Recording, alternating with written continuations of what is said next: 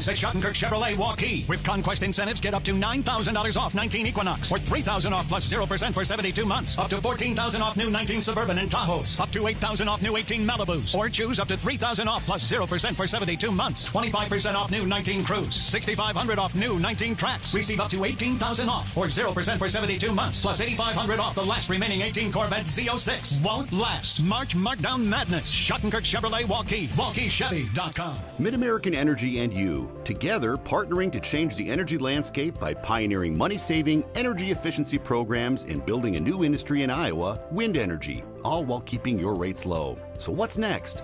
We'll keep delivering cost-effective energy efficiency programs while putting money back in your pocket. That's right. You decide how best to spend your savings. That's a partnership good for you, good for the environment, and good for Iowa. Another way we're obsessively, relentlessly at your service. Here's to everyone who believes in competition and good sportsmanship, who knows it's not about the trophies or the medals, but rather the lessons learned. For those who understand, it's not whether you win or lose, just that you give your best. So go ahead, lace them up, take the field, have fun, and play. For the experience, for the memories, for the love of the game. Shields. Hi, Ron here, head coach of Westside Auto Pros. When your car's on the injured reserve, you want to get it back in the game as soon as possible. I know that. That's why you need to bring it here to Westside Auto Pros. I have a team of experts that can fix almost every automotive injury, whether it's a fractured joint, a brake, or if your car just got its bell rung, no problem. We can even do a complete physical on your car to make sure it's game ready for the entire season. So bring your car to Westside Auto Pros and we'll get it back in the starting lineup in no time. Hey, you guys are dogging it back here. Let's move it, move it, move it. Hi, Ron here, head coach of Westside Auto Pros. When your car's on the injured reserve, you want to get it back in the game as soon as possible. I know that. That's why you need to bring it here to Westside Auto Pros. I have a team of experts that can fix almost every automotive injury, whether it's a fractured joint, a brake, or if your car just got its bell rung, no problem. We can even do a complete physical on your car to make sure it's game ready for the entire season. So bring your car to Westside Auto Pros and we'll get Why do I look for the seal? It's about trust. Whether I'm buying a car, hiring a contractor, finding a tax preparer, or an honest mechanic, the Better Business Bureau seal means this business meets high standards. When I see the seal, I know I'll get what I pay for. No more taking chances and no more worries. And I feel good about supporting local businesses. My life is so much easier knowing I can always trust BBB accredited businesses. It pays to look for the seal. See for yourself at bbb.org/Iowa. Moms typically get to make a majority of the healthcare decisions for their family. That can be a lot of pressure, but not for me, because I know the choice is ours. For medical tests like MRIs, X-rays, CAT scans, and of course mammograms, ask your doctor to refer you to Iowa Radiology. They work around our hectic schedules. They're the best at what they do, and they're so great with my family. They truly care, and it shows. Visit IowaRadiology.com. Hi, I'm Chris from Fireplace Superstore, and as winter finally lets go, I'm sure your thoughts are turning to outdoors just like mine. And we've got the furniture to make your spring and summer the best ever. We've got furniture from domestic manufacturers as well as imports, and I've got a lot of it in stock. We're showing 120 sets on the floor, the best we've ever had. Please come see us for your outdoor furniture needs at Fireplace Superstore. For great deals on great furniture, come to Fireplace Superstore.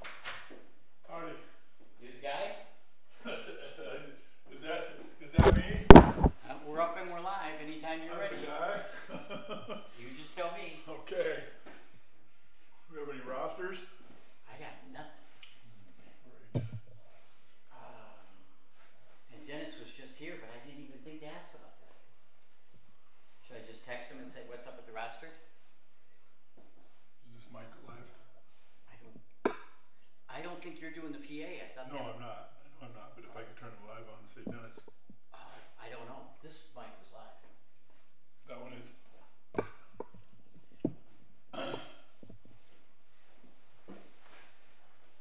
I wasn't given a lot of information about what I'm doing, so. Me either. I've never seen a rugby match in my life. Well, I've seen a lot of rugby matches. Yeah, I have. I do know that. I tried to. Somewhere. I offered to get a couple other people. Are we together? Are we working together? I just do the camera. You're just doing the camera. You talk. So I could have had someone else come in and talk with me. Heck yeah. Oh, Somebody okay. get their butts over here. That's what I thought. Yep. Have them or have Dennis come up here and say, hey, get your butt up here, dude.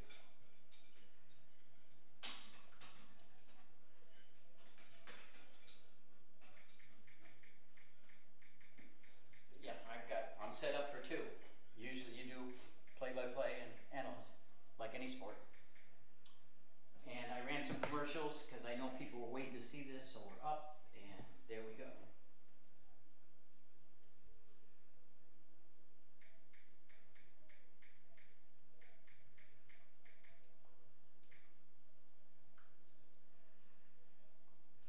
They texted me earlier in the week and they said, Central Iowa Sports Network is filming.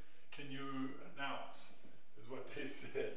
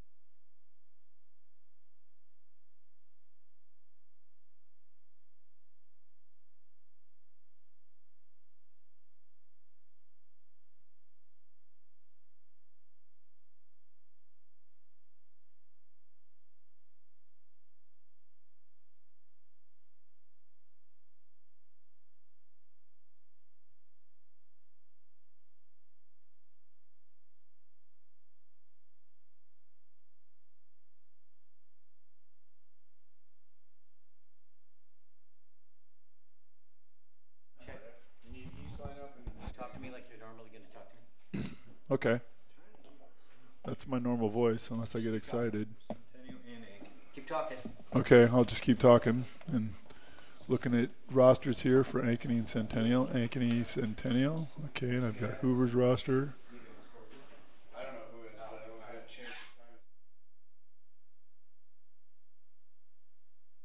ahead and introduce yourself. Quiet, please. Good evening, folks. My name is Bill Reed. Welcome to Iowa High School Youth Rugby here at Tiger Stadium. Our first game tonight is going to be between East and Hoover, so it'll be a little metro competition. Welcome to the viewing tonight. I'll try to explain the game of rugby. Like I said, my name is Bill Reed. I've been involved in the game since probably the mid-'80s. Started out actually watching it in the 70s and 80s, and always wanted to play it. Wrestled a little bit at Iowa State, and after I quit competing as a wrestler, I found the game of rugby and fell in love with it. And so what you're going to view tonight is you're going to view a version of sevens rugby. So there's going to be 7 players from each team on the field. Another version you may have seen on TV is 15s. Excuse me. Those games are a little bit longer. Those games last about 80 minutes. Tonight's games, though, they're going to be 15-minute games, 7-minute halves. Like I said, there's 7 guys on the field, and this is going to be the type of game that you maybe, if you've watched NBC Sports recently in the spring, maybe about a month ago in February, there was the Las Vegas tournament that was on NBC Sports. So you've caught some of that fast-paced, a lot of tackling, a lot of ball handling, a lot of high-paced running. So a lot of quick action and short games. So we'll get rolling here shortly at 7 o'clock when the games start with, like I said, Hoover and East.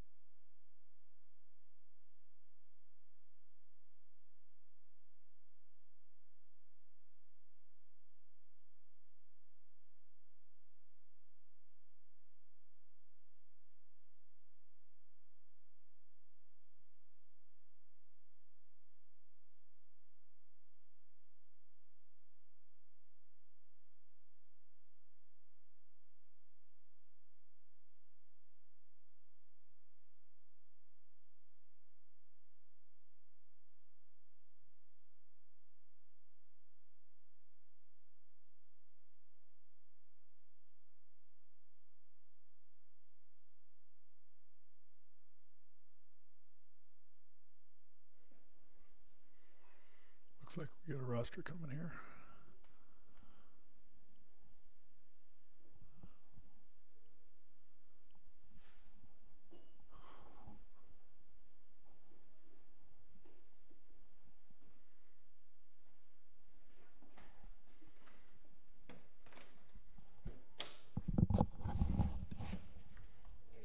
Thank you so much. Appreciate it.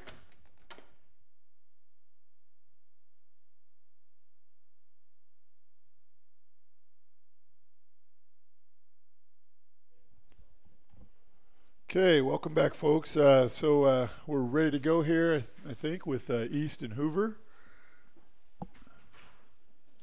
We'll let you know who the starters are once they get out on the field. As I said just a little bit ago, my name is Bill Reed. I'll be your kind of commentator tonight, explaining the game, explaining what's going on, keeping you updated on the scores. We'll do the best to have the scoreboard up to date, but ultimately keep in mind that the referees on the field have the ultimate time, and regardless of what the time says on the clock on the scoreboard, the referees have the whistle, and they also have a watch on their hands, and they'll be blowing the whistle and calling the games when they feel there's a good stoppage. So based on the lineup here, East is in the red and black.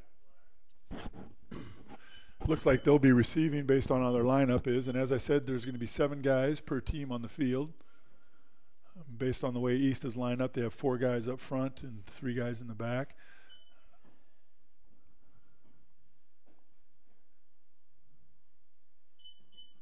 This is a Hoover.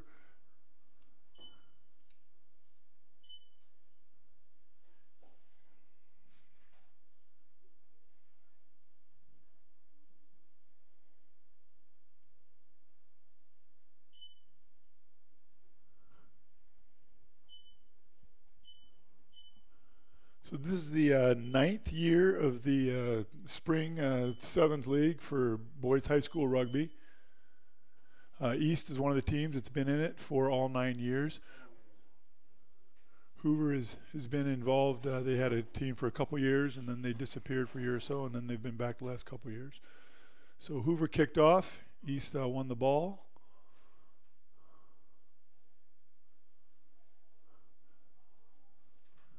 So we have a advantage to East. You can notice the referee has his arm out. There was a high tackle. One of the Hoover rugby players was around the neck of the wrestler. That's a dangerous play, so they give an advantage. Once they play an advantage, the ref looks like he's still giving advantage with his arm out.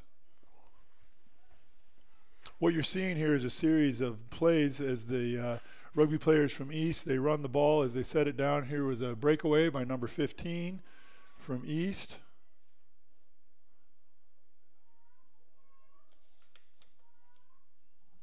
Joe Dab. Looks like a score, so East will go up. A score that's called a try when they touch the ball in the, it's called the try zone. That's for 5 points. And then a converted kick is also 2, so there will be 7 points. So East goes up 7-0 with 5:45 to go.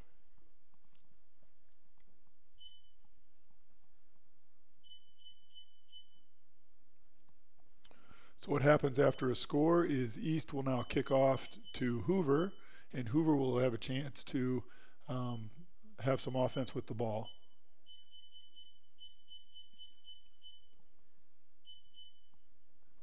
The ball must go at least 10 meters. You'll notice and the ball must be drop kicked, so the ball must hit the ground before the kicker kicks it.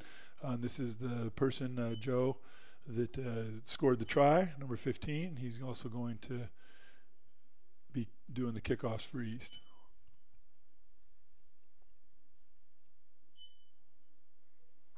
They choose to kick it deep.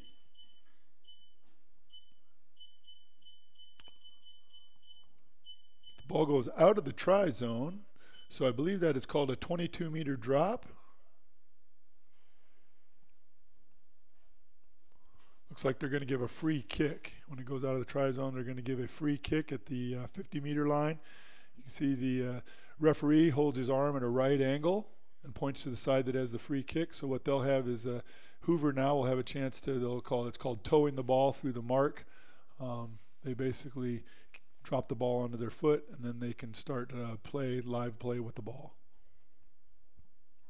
They may option to kick it through the mark, and now they're going to work to pass.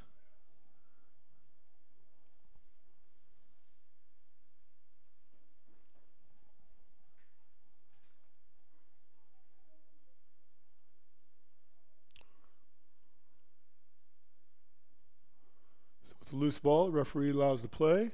Looks like number 10. Javi Vong scores a try. Notice he scored it in the center of the field, and here now they'll drop out. Joe Dabb will actually kick the conversion. Because they scored it in the middle, they come straight out. Easy conversion for East to go up 14-0.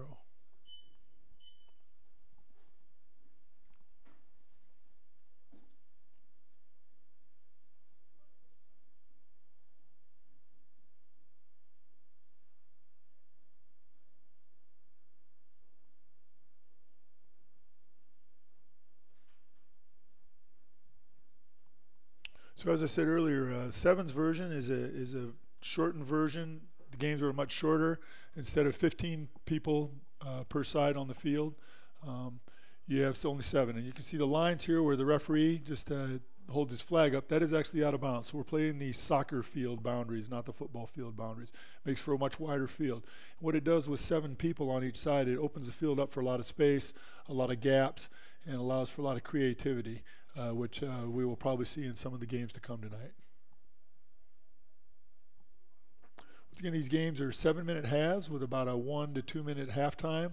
Gives the time the team to go over, get a drink of water, the coach to talk a little bit about some strategies to use, and then get back on the field. What we have here, when the ball goes out of bounds, this is called a line out. And since East kicked the ball out of bounds, Hoover gets to throw the ball in for a line out.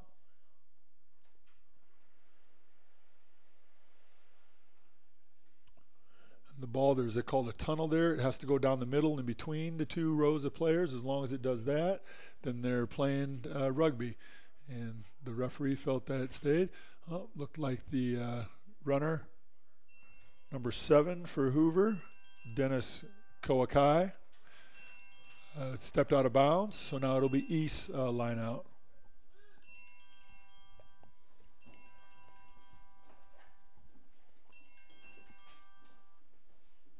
Sorry about that. I'm not sure why that alarm was going off.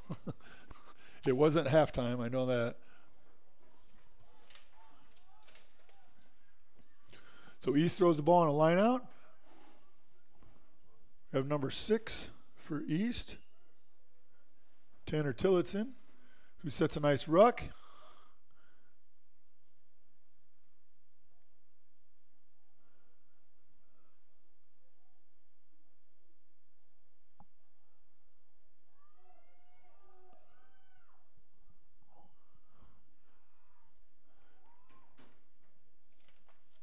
Number 7, Gabe Priest, had a nice offload to number 10, Javi Vong, for the try, another center try. Joe Dabb here will convert. Oh, it hits the crossbar and bounces over for a good conversion. East will go up 21-0 with about 30 seconds to go in the first half. As I said, this is Hoover's second year back. The first couple years they did not have a team, and then they had a team for about 2 or 3 years, and then they didn't have enough players to have a team for 2 or 3 years, and then they tried to get 4 or 5 guys together last year and played a few games, and then so they have a team this year, and looks like they're getting things together and figuring the game out. It's nice to see more Des Moines schools with rugby.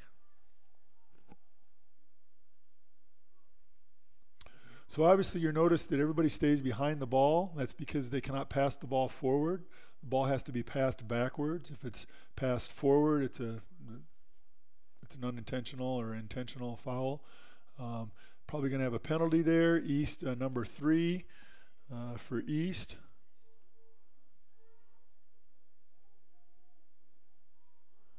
Dove over the ball there. That's a no-no.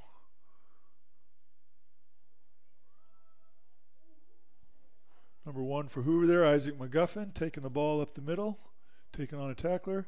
Tanner Tillotson looks like he scoops it up, has a nice set. So there's a nice ruck set. Javi has a nice dish to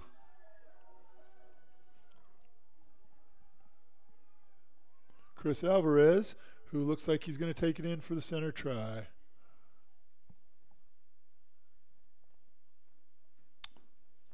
The whole goal here, as you can see, East is doing a real nice job of it, is they'll commit 1 or 2 Hoover tacklers onto the body, and then as someone's bursting by, they give a little dish or a little offload pass to someone that can take that ball a little bit further, catch it full speed, and advance it on down the field. In this case for East, it's been nice, and they've been able to convert for tries.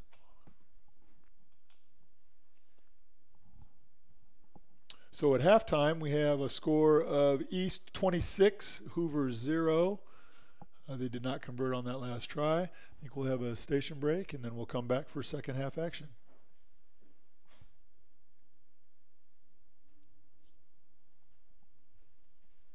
The March Markdown Madness at Schottenkirk Chevrolet Waukee. With Conquest incentives, get up to $9,000 off 19 Equinox, or $3,000 off plus 0% for 72 months. Up to $14,000 off new 19 Suburban and Tahoes. Up to $8,000 off new 18 Malibus. Or choose up to $3,000 off plus 0% for 72 months. 25% off new 19 Cruise. $6,500 off new 19 Trax. Receive up to $18,000 off, or 0% for 72 months. Plus $8,500 off the last remaining 18 Corvette Z06. Won't last. March Markdown Madness. Schottenkirk Chevrolet Waukee. WaukeeChevy.com.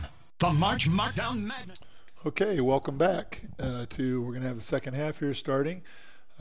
So we're at East in Hoover. It's second half.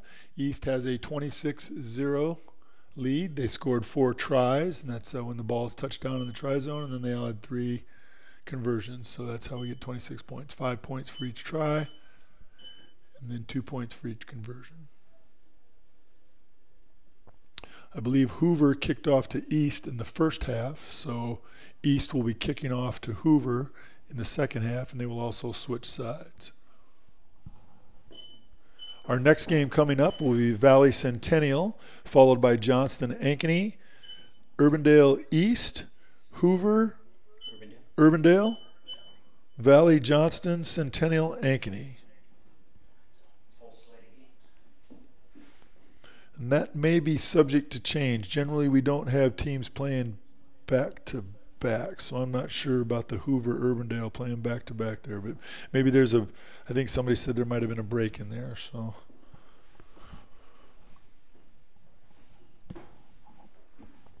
I'm visiting with my imaginary color commentator tonight. So East kicks off. The ball did go 10 meters. I'm not sure who the individual was that retrieved that ball, but they are able to pick it up. It's kind of like what we'd call a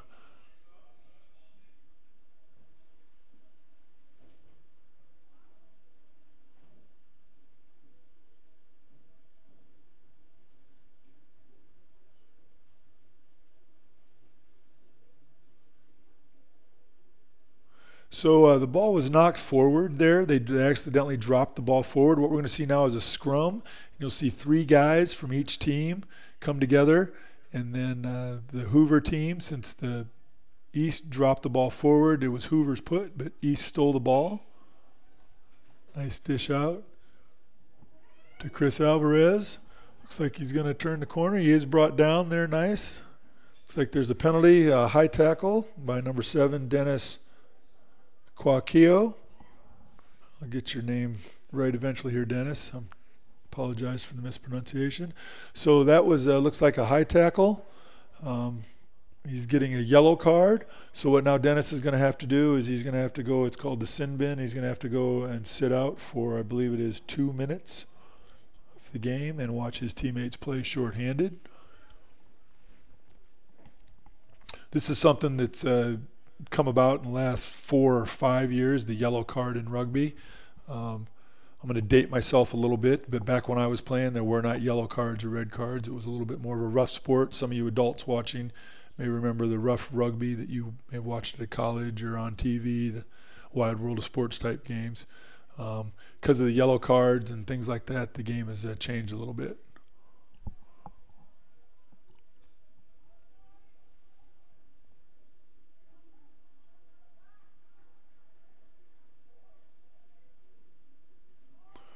Looks like we're going to have a drop forward there by number 15, Joe Dabb.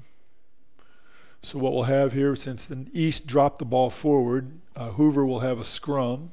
So once again, like I said, there's 3 guys from each team. You have 2 props and a hooker in the middle.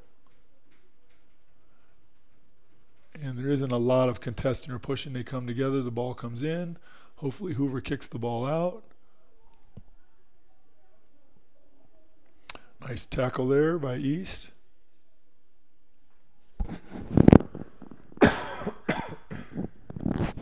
Excuse me there. Looks like we had a unintentional pass forward based on the referee throwing his arms to the direction of East.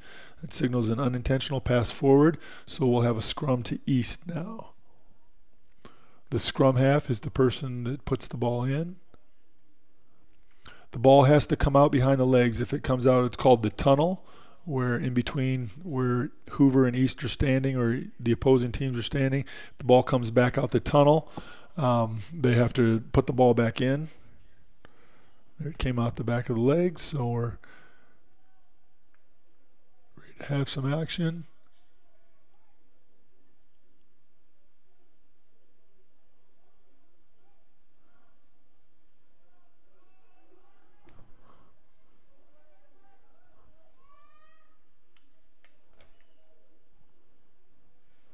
We had a unintentional pass forward there.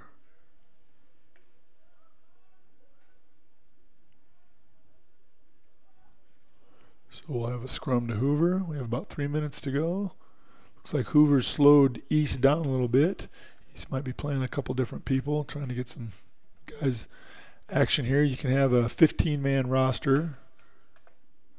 So with East with their lead, the coaches may be trying to work some different guys in, get them some different positions, get some experience, get some good playing time. Some good pressure there by number 8 for East.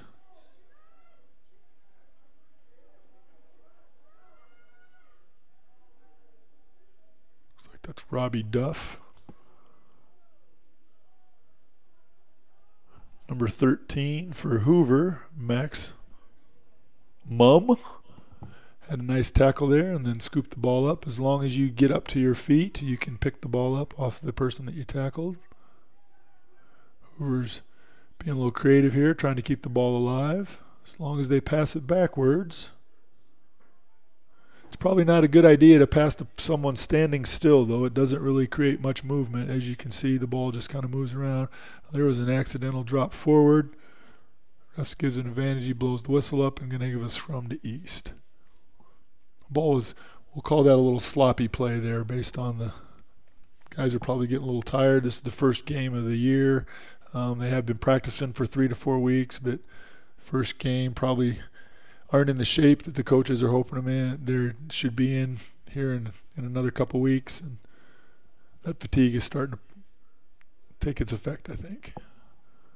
So we have about a minute and a half to go. East put for the scrum. Ball comes out.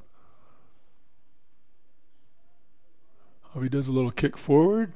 You can kick the ball forward. You just cannot pass it forward. There was an accidental drop forward. Going to give it advantage. Since Hoover was tackled behind the, we'll call it the advantage line, the ref will give a scrum to Hoover.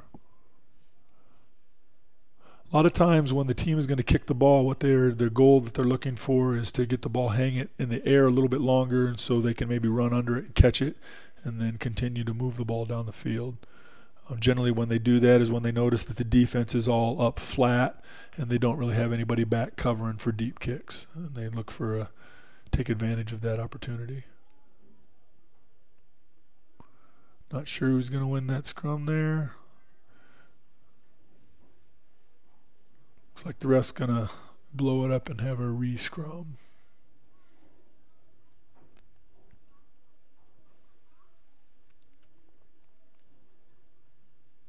If If you're just tuning in, my name is Bill Reed. Welcome to This is Iowa Youth Rugby Association. This is the high school spring sevens. This is week 1 of our spring season, season 9. This is the first game of the night here at Tiger Stadium.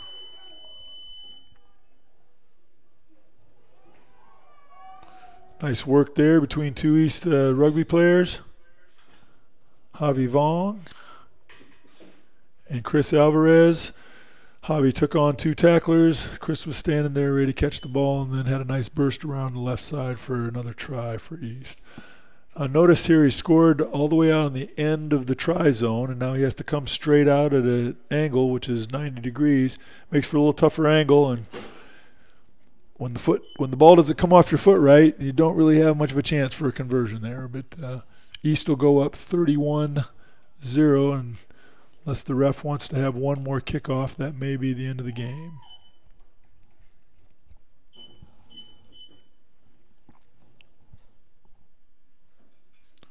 Yes, it looks as if that's the end of the game, folks. So the teams will shake hands and congratulate each other for a game well played, and then we'll have Valley and Centennial up here for game 2 here in just a couple minutes. MidAmerican Energy and you, together partnering to change the energy landscape by pioneering money-saving, energy efficiency programs and building a new industry in Iowa, wind energy, all while keeping your rates low. So what's next? We'll keep delivering cost-effective energy efficiency programs while putting money back in your pocket. That's right. You decide how best to spend your savings. That's a partnership good for you, good for the environment, and good for Iowa. Another way we're obsessively, relentlessly at your service. MidAmerican Energy and you, together partnering to change the energy landscape by pioneering money-saving, energy efficiency programs and building a new industry in Iowa, wind energy, all while keeping your rates low. So what's next? We'll keep delivering cost-effective energy efficiency programs while putting money back in your pocket. That's right. You decide how best to spend your savings. That's a partnership good for you, good for the environment, and good for Iowa. Another way we're obsessively, relentlessly at your service.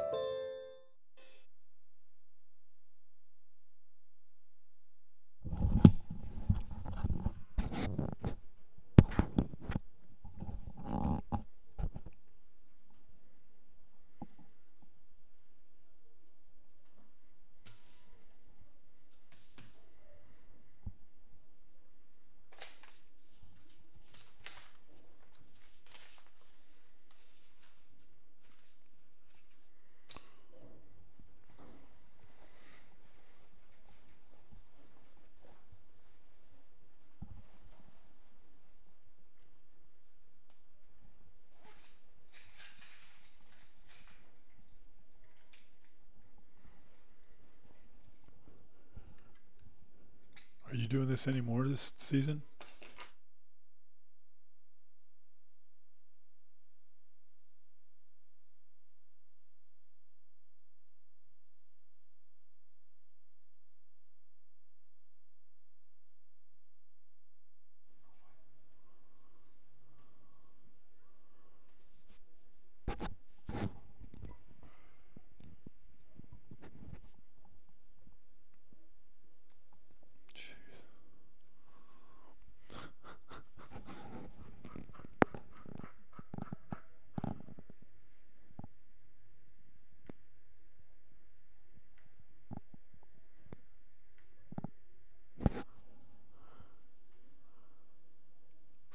Flipping. Okay, welcome back, folks. Looks like we have the flip going here for game 2 tonight. We have between Centennial in the gray and Valley. We're here at Tiger Stadium. This is a week 1 of the Iowa Youth Rugby Association League.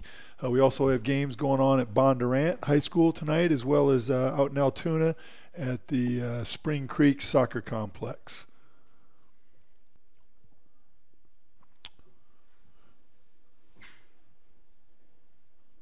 As I said earlier, my name is Bill Reed. I've been involved in rugby for a long time, since probably 1985. So we're going on 34 years. Holy smokes! Lots of different facets as a player, coach, scheduler of the league here. And the guys asked me to come and do a little announcing and give a little information about rugby. So I'm glad to be here, and hopefully not muttering along too much, and you can understand what's going on and you're enjoying some of the action. So Centennial kicked off to Valley here.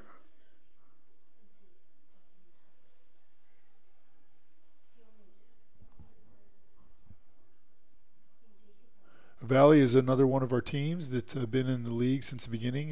They've been around for 9 years. Always strong numbers. Valley has a high student population, and they have good numbers each year to support multiple levels of rugby at the high school level.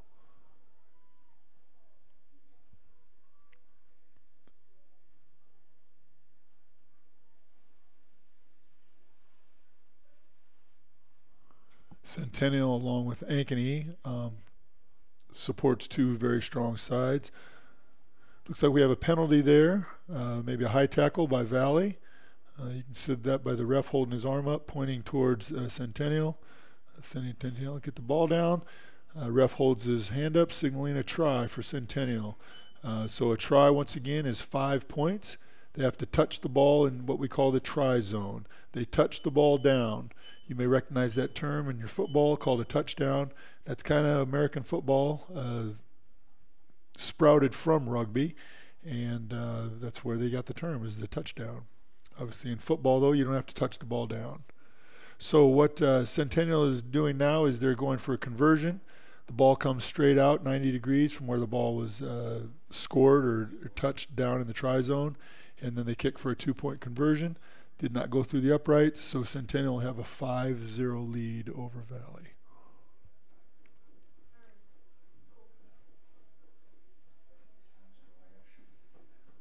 In order to speed the game up, they bring a ball in from midfield rather than wait for the ball that was kicked at the attempted goal, so Centennial can get down there and kick off. Since they scored, they kick off to Valley. Looks like number 7 is that Skylar Young, gets the kickoff. Carries it a little bit for Valley, has a nice set. Valley sets a nice ruck, dishes the ball out. Once again, the idea is to catch the ball while they're running. If you're catching the ball while you're standing still, not moving your feet, you're probably not going to move the ball forward as much as you are if you're moving. Nice smothering tackle there by number 7, Connor McKittrick. Looks like the ref felt it was maybe a little more than a nice smothering tackle, and is going to give a penalty, award a penalty to Valley. Guessing he thought it was a little high. Sometimes you can't help it when the guy's a little bit shorter than you. So Valley takes the ball in, sets another ruck.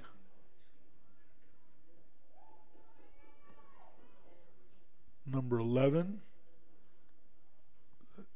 Carl McDougall, sets a nice ruck, keeping the ball alive. Valley has a nice movement here to the far side, just crossing over the midfield line.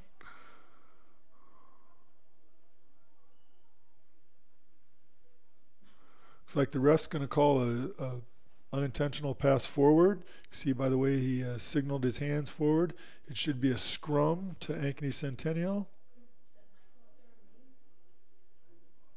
When we have a scrum, as if you were here for the first game, we have 3 guys from each team. If you weren't here, we'll explain it again. You have 3 players from each team coming together, and then a person called the scrum half will put the ball in between the 2 teams.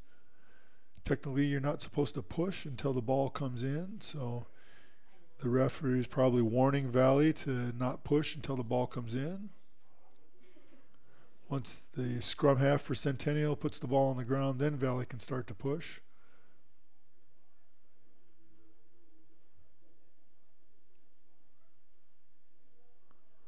The ball comes out.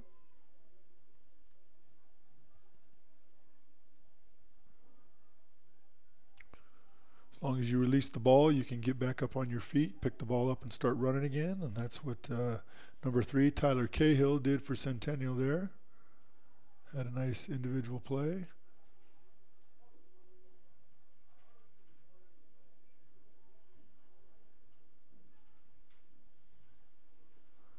Looks like the ref's blowing a whistle.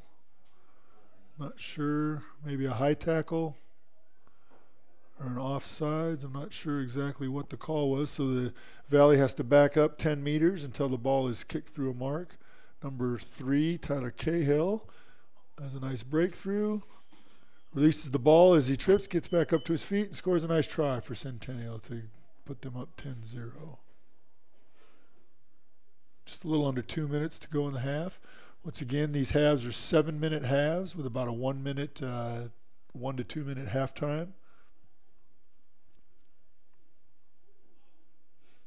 This is the Iowa Youth Rugby Association Spring Boys Season, Week 1, Game 2 at Tiger Stadium.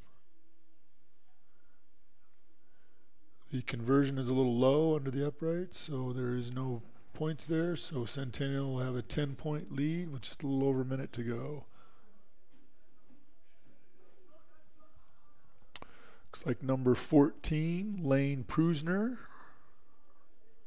I believe Lane also wrestles for the Centennial Jaguars. Recognize that name from the wrestling season. You'll see a lot of crossover athletes, wrestlers, basketball players, swimmers, football players doing rugby this spring. There's actually some football coaches that encourage their athletes to be out for rugby. It teaches good open field tackling, open field running. Gives those guys that play linemen that don't ever get to touch the ball a chance to touch the ball, touch a ball and run with it. A little fun like the running backs.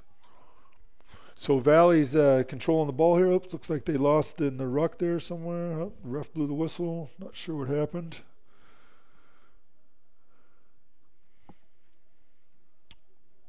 I'm guessing Centennial was offsides based on how they picked the ball up and probably came in from an offside, or is it going to be a scrum? So generally the refs, they'll hold their arm straight out in a 90-degree for a scrum and hold their arm up at an angle for a penalty.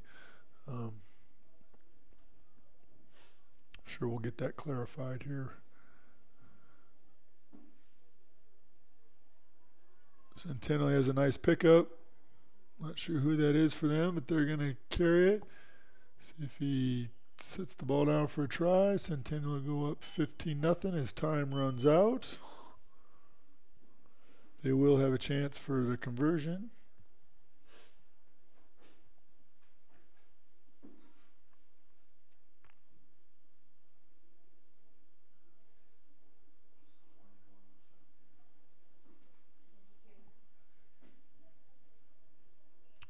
And just a little to the left, but actually that was probably his best attempted conversion of the game so far. So at halftime, Centennial will take a 15-0 lead.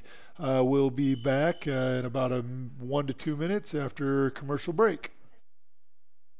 You want to get stronger, faster, healthier. You want more. You want to be part of something bigger than yourself. A place for people of all ages, all walks of life, that provides opportunities for all to succeed. We do that. We're the why. Build more than muscle. Build a stronger community. You want to get... Hi, I'm Chris from Fireplace Superstore, and as winter finally lets go, I'm sure your thoughts are turning to outdoors just like mine. And we've got the furniture to make your spring and summer the best ever. We've got furniture from domestic manufacturers as well as imports, and I've got a lot of it in stock. We're showing 120 sets on the floor, the best we've ever had. Please come see us for your outdoor furniture needs at Fireplace Superstore. For great deals on great furniture, come to Fireplace Superstore. Or call to schedule an appointment. Iowa Radiology. Our focus is your good health. Moms typically get to make a majority of the healthcare decisions for their family. That can be a lot of pressure, but not for me, because I know the choice is ours. For medical tests like MRIs, X-rays, CAT scans, and of course mammograms, ask your doctor to refer you to Iowa Radiology. They work around our hectic schedules, they're the best at what they do, and they're so great with my family. They truly care, and it shows. Visit iowaradiology.com or call to schedule an appointment. Iowa Radiology. Our focus is your good health. Okay, welcome back. We'll have the second half here starting shortly as the Valley Tigers and Centennial Jaguars come back out onto the field.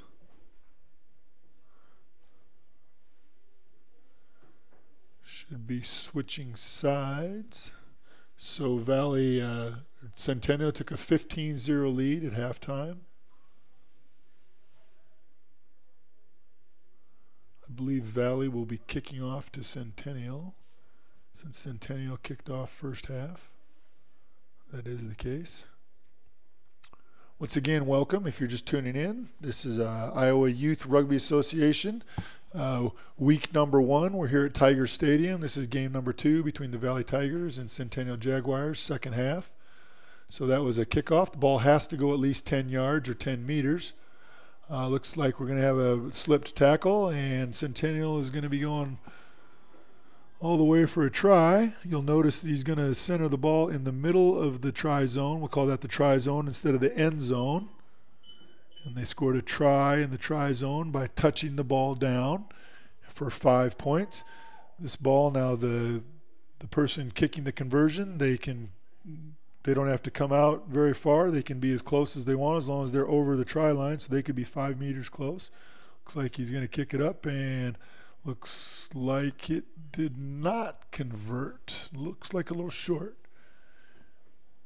Maybe if his teammates tell him to move up to the 5 meter line, that might have gone in. But nonetheless, Centennial goes up 20-0 after a return kickoff. Number 14, Lane Prusner, will kick off again here for the Centennial Jaguars.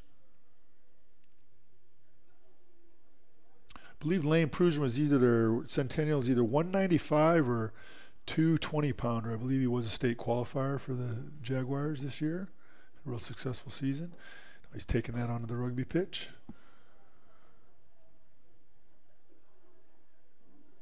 Valley looks like they have a little bit of a smaller lineup, a little quicker lineup, so the goal here might be they might want to keep the ball moving, keep the ball moving back and forth and not get tied into a kind of a tackling, size pushing game. Fortunately, when the ball slips out of your hand when you're running, it creates problems. Centennial ends up winning that ruck, keeps the ball alive, some nice passes. Nice solid tackle there by number 8. No, don't have a number 8 for Valley.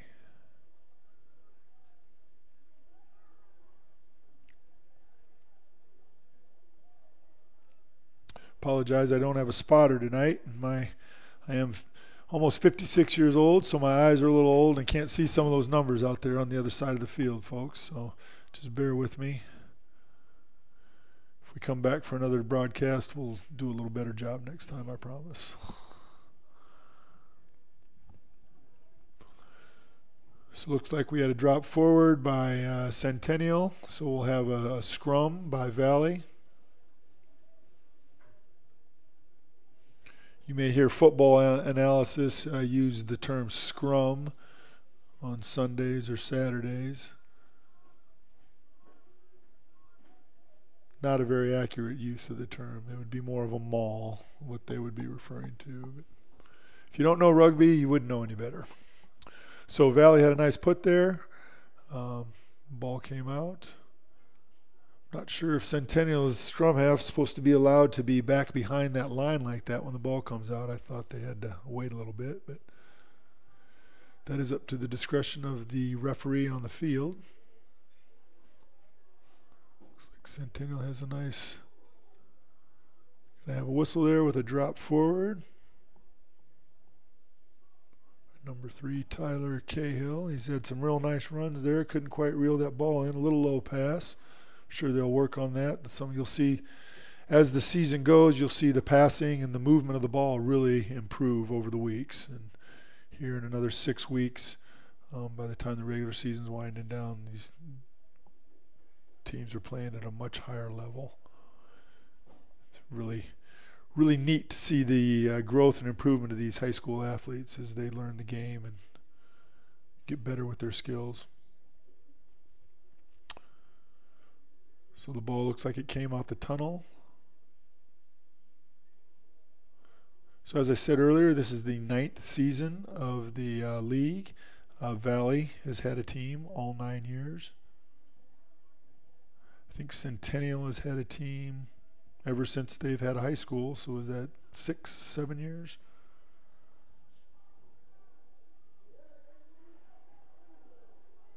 Nice movement there. There was no wrap on the tackle, so the runner can get right back up to his feet and keep running. Nice movement. Nice carry by number 1 there, Ketter Lewis. Ref's going to call a penalty previous to that, so he must have been playing an advantage before Mr. Lewis got the ball. Since they didn't advance the ball far enough, the ref feels he's calling a penalty. See Centennial have to back up 10 yards or 10 meters. Valley toes the ball. Probably wasn't the play they were looking for there. Number 18, Justin Keeley, scoops the ball up. Has a nice dish off to one of his teammates, number 3, Tyler Cahill, then tossed it right back to Justin Keeley for the finish-up try.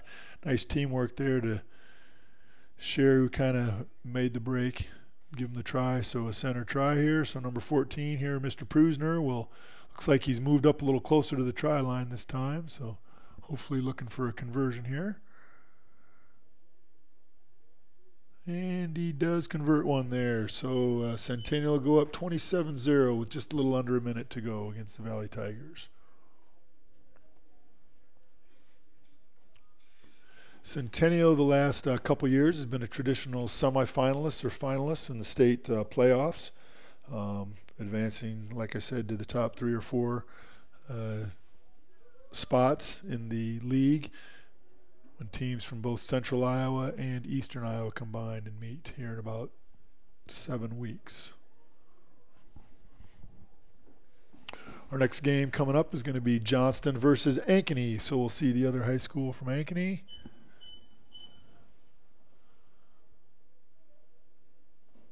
And Centennial scores another try.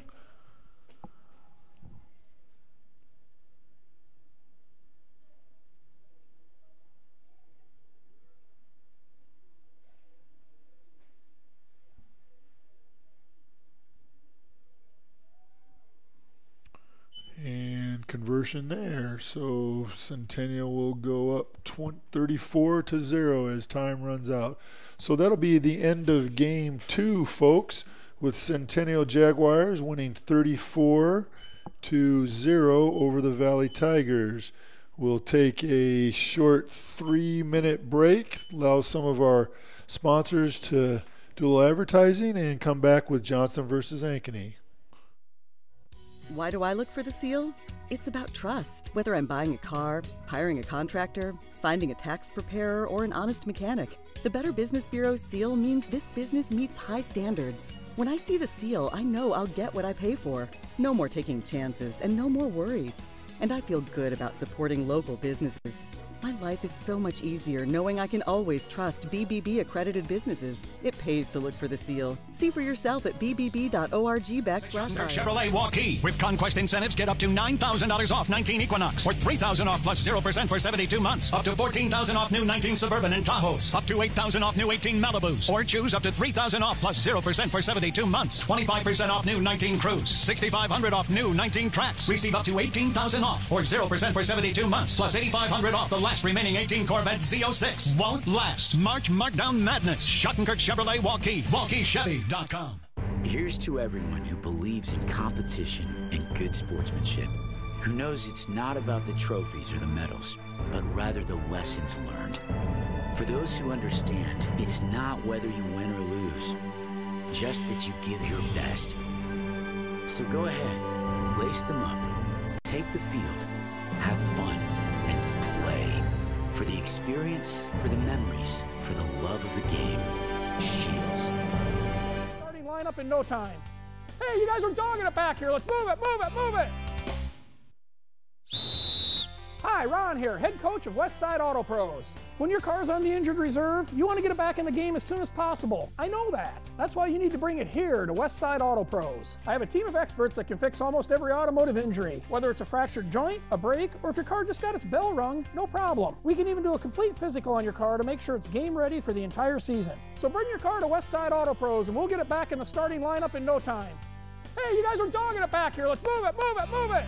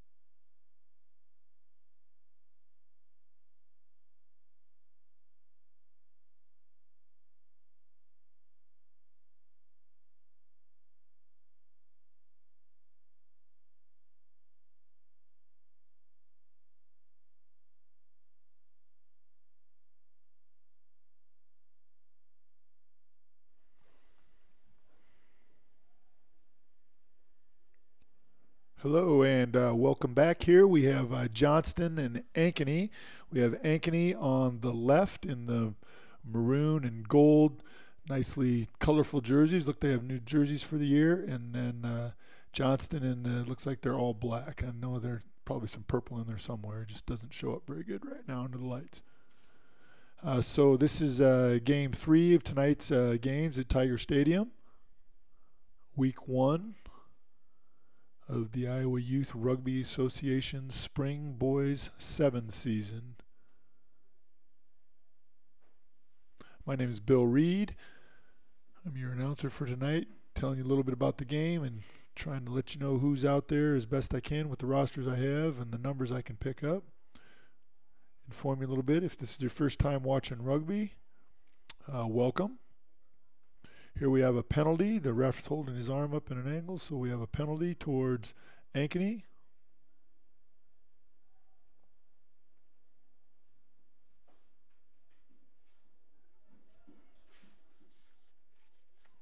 Or towards, excuse me, that was Johnston.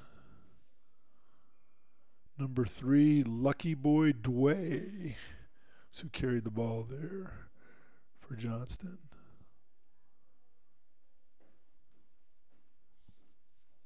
I'll do my best pronouncing some of these names. Looks like some of them are going to give me a little bit of a challenge tonight.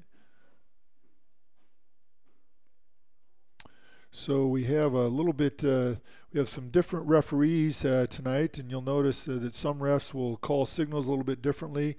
I believe our referee here is a little bit more of an experienced ref.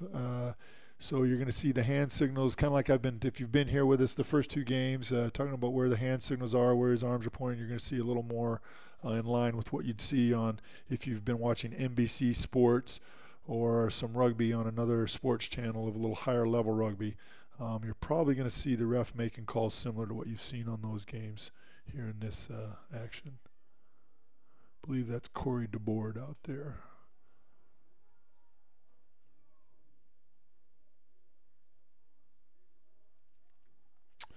So the action, if you've been with us the first couple games, looks like Centennial and Johnston here.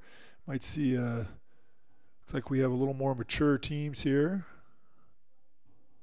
Plan of action seems to be a little more direct, something more like what we saw with East. 2 pretty evenly matched teams here. Ankeny has been around, I think, for 7 years for sure. They might have joined us 8 years ago, but I know for sure they've had a team for 7 years.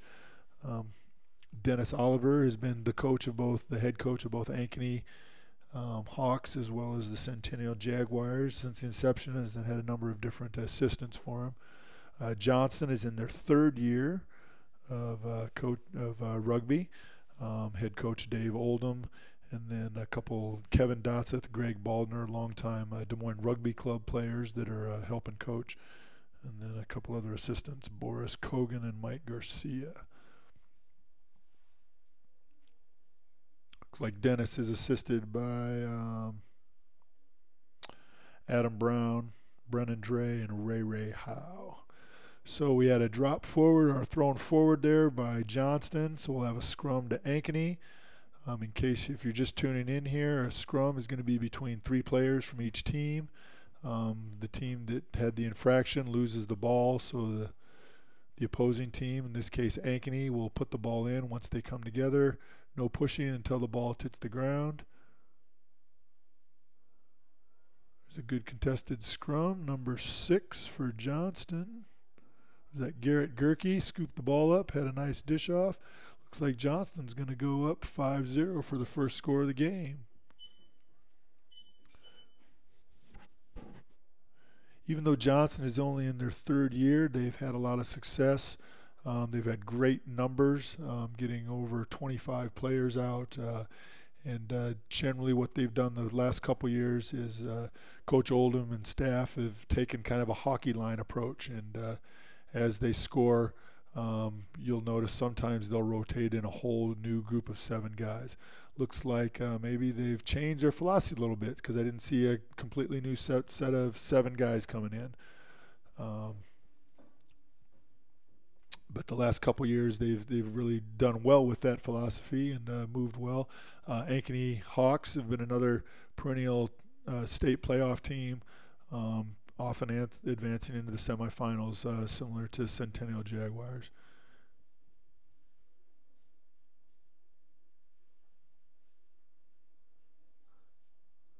So Johnston kicks off to a nice high kick. Gave them a chance to contest, but Ankeny still. So Ankeny on the kickoff return or kickoff reception dropped the ball forward, or dropped the ball towards Johnston. So then Johnston will have a scrum here. Number 6, Garrett Gerke, is going to put the ball in for the Dragons.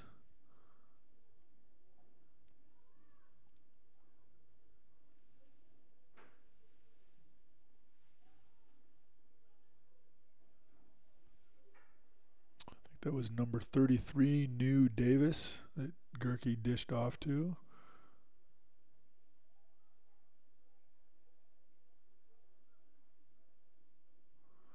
So here we had a thrown forward by Johnston, or a knock forward by Johnston. We'll have a scrum to Ankeny. I may have misspoken. That may be Jeremiah Johnson, who's the official down there on the field right now. Jeremiah Johnson is a Midwest level official, one of our highest ranking officials in the country, director of referees for the Youth Association. So we would expect him to be doing a good job down there and giving the right signals for the game.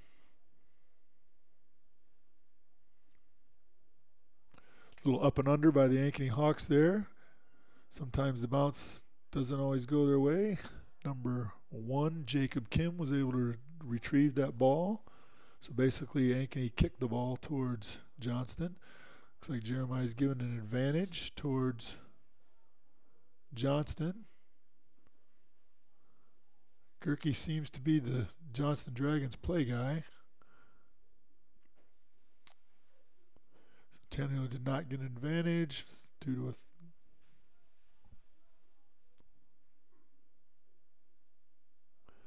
that is halftime, with Johnston leading 5-0 over the Ankeny Hawks. We'll take a short break to give our advertisers some time to give you some of their products, and we'll be back for the second half. Why do I look for the seal? It's about trust. Whether I'm buying a car, hiring a contractor, finding a tax preparer, or an honest mechanic, the Better Business Bureau seal means this business meets high standards. When I see the seal, I know I'll get what I pay for. No more taking chances and no more worries. And I feel good about supporting local businesses. My life is so much easier knowing I can always trust BBB accredited businesses. It pays to look for the seal. See for yourself at bbb.org/Iowa. Why do I look for the seal? Moms typically get to make a majority of the healthcare decisions for their family. That can be a lot of pressure, but not for me, because I know the choice is ours. For medical tests like MRIs, X-rays, CAT scans, and of course mammograms, ask your doctor to refer you to Iowa Radiology. They work around our hectic schedules, they're the best at what they do, and they're so great with my family. They truly care, and it shows. Visit iowaradiology.com or call to schedule an appointment. Iowa Radiology. Our focus is your good health.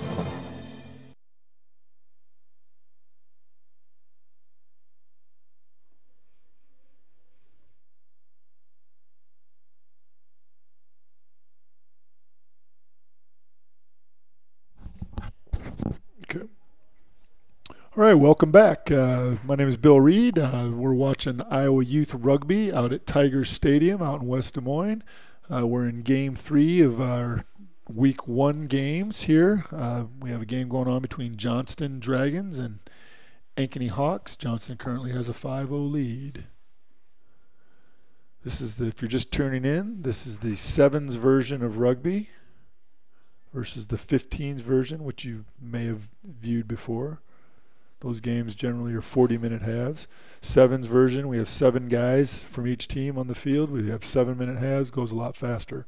Here about a month ago on NBC Sports, the Las Vegas 7s tournament was on Saturday and Sunday over the weekend. I think it was the 3rd weekend of February, 3rd or 4th weekend.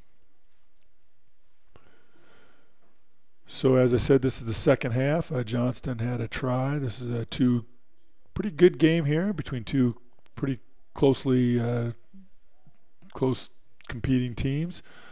Johnston had a corner try about halfway through the first half to go up 5-0. I'm sure the Ankeny coaches talked about some strategy and what they need to do to right the ship and get at least 1 or 2 scores on the board. Once again, the ball needs to go 10 meters. It did go 10 meters, so it's a live ball for anyone to play it. Looks like he's calling on, referee is calling a knock-on on Johnston, signaling scrum to Ankeny. So a scrum will have 3 guys from each team, 2 props from each team, and then a hooker in the middle. We'll bind their head and shoulders together. Then once the ball is on the ground, the guys in the middle will try to hook the ball towards their team or kick it out of a hole. Like that was more of a kick. A couple different strategies on the scrum. Oh, Ankeny Hawks lose the ball forward. Ref continues to play an advantage here for the Johnston Dragons. And by advantage, he holds his hand out and allows some play to continue, even though there might have been a minor infraction or a minor penalty. So the ref was letting the game play to see if the ball was going to be moved, see what was going to happen. And since there was no really advantage gained, he's going to give a scrum, looks like, to the Ankeny Hawks over there around the 40-meter line. So a couple different strategies here with the scrums. Sometimes the teams will push. Sometimes the teams will try to pull you over the ball. Sometimes the hooker will just kick the ball through the tube, through the tunnel or out the back of the scrum in hopes that it's a wild ball and then the scrum half of your team can pick it up. Just depends on the strength and what you have for athletes there around your scrum.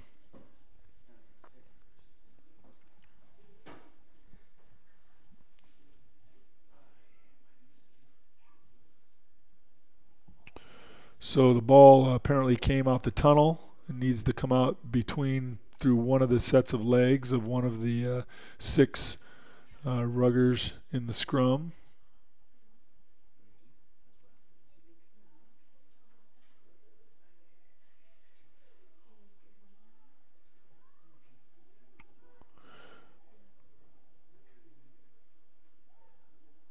So what we're seeing here is the Ankeny Hawks just set a nice ruck there. Number 3 for the Hawks, Kine Valentine, set a nice ruck there. Looks Looks like maybe a high tackle. No, we had a scrum. Scrum to Ankeny.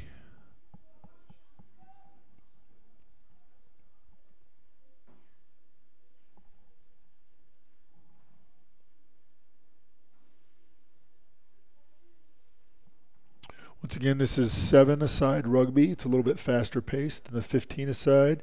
There's 7 guys for each team. If we were watching 15s rugby, there would be 7 guys or 8 guys for each team in the scrum, and then you'd have 7 backs. So you have a lot more people on the same size field. But with 7-a-side here, the field is wide open. We're playing the soccer lines.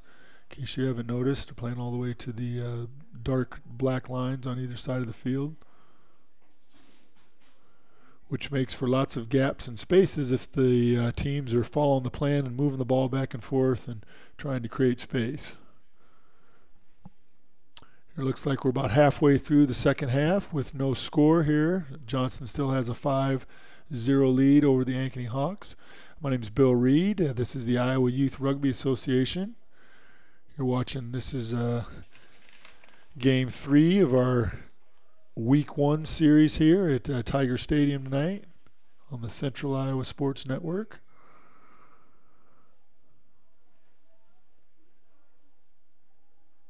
Looks like an intentional knock forward by the referee, so that's a penalty to Johnston.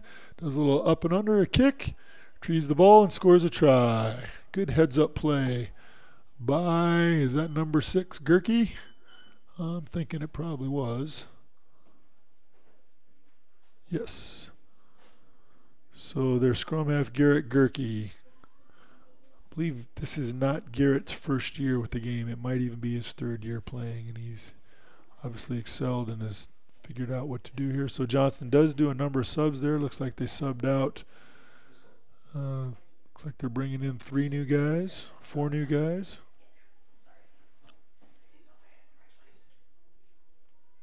It is open substitution. As I mentioned, the last couple of years, Johnston has done kind of a hockey line and substitute 7 for 7. Keeping a lot of guys fresh, a lot of guys playing. Generally, teams will substitute 3 or 4 after a score to keep guys fresh, keep moving, depending on if you're trying to defend, score. Generally, you don't want to let the ball drop. You want to catch it, field it, play. So Ankeny still with only 1:31 to go. A lot can happen here. Ankeny could easily score a couple tries and tie this game up, especially if they get a couple penalties. Just need a couple little breaks. Doesn't take long to score a couple quick tries. Ankeny moves the ball, sets a nice ruck, spins it back out left. Not sure. Number 7 is Caden Young. Sets the ball nice. There's a nice ruck there. Caden's there to scoop it up. Spinning the ball out. Spins it back into the middle. Looks like they're going to make a nice break here. Now what they're going to want to do is have a quick conversion and then get that ball down there and get a high up and under kick that maybe they can field themselves and score another try and kind of steal a victory away from Johnston here. Obviously, a converted kick is going to go a long ways to helping with a try at the end of the game.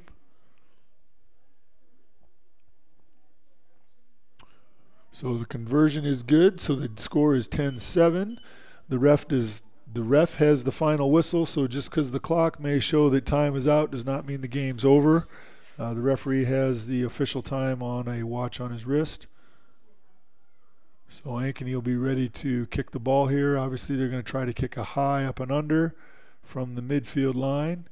And hopefully one of their players can run under it, retrieve the kick, and keep the ball alive. As time has run out, so they're probably giving them one more chance to do something creative here.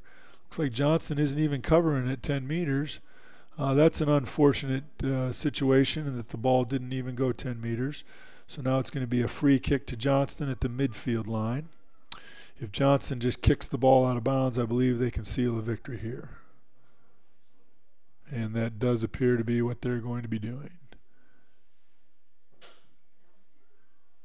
they did kick the ball out of bounds. The referee blows the whistle. That is the end of the game. Johnston wins a closely contested match over the Ankeny Hawks 10-7. We'll take a 3-minute break here before we come back with Urbandale and East for game number 4. This is the Central Iowa Sports Network. Thanks for joining us. Hi, I'm Chris from Fireplace Superstore, and as winter finally lets go, I'm sure your thoughts are turning to outdoors just like mine. And we've got the furniture to make your spring and summer the best ever. We've got furniture from domestic manufacturers as well as imports, and I've got a lot of it in stock. We're showing 120 sets on the floor, the best we've ever had. Please come see us for your outdoor furniture needs at Fireplace Superstore.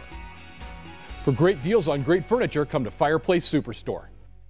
The March Markdown Madness at Schottenkirk Chevrolet Waukee. With conquest incentives, get up to $9,000 off 19 Equinox, or $3,000 off plus 0% for 72 months. Up to $14,000 off new 19 Suburban and Tahoes. Up to $8,000 off new 18 Malibus. Or choose up to $3,000 off plus 0% for 72 months. 25% off new 19 Cruise. $6,500 off new 19 Trax. Receive up to $18,000 off, or 0% for 72 months. Plus $8,500 off the last remaining 18 Corvette Z06. Won't last. March Markdown Madness. Schottenkirk Chevrolet Waukee. WaukeeChevy.com. Mid-American Energy and you, together partnering to change the energy landscape by pioneering money-saving, energy efficiency programs and building a new industry in Iowa, wind energy, all while keeping your rates low. So what's next?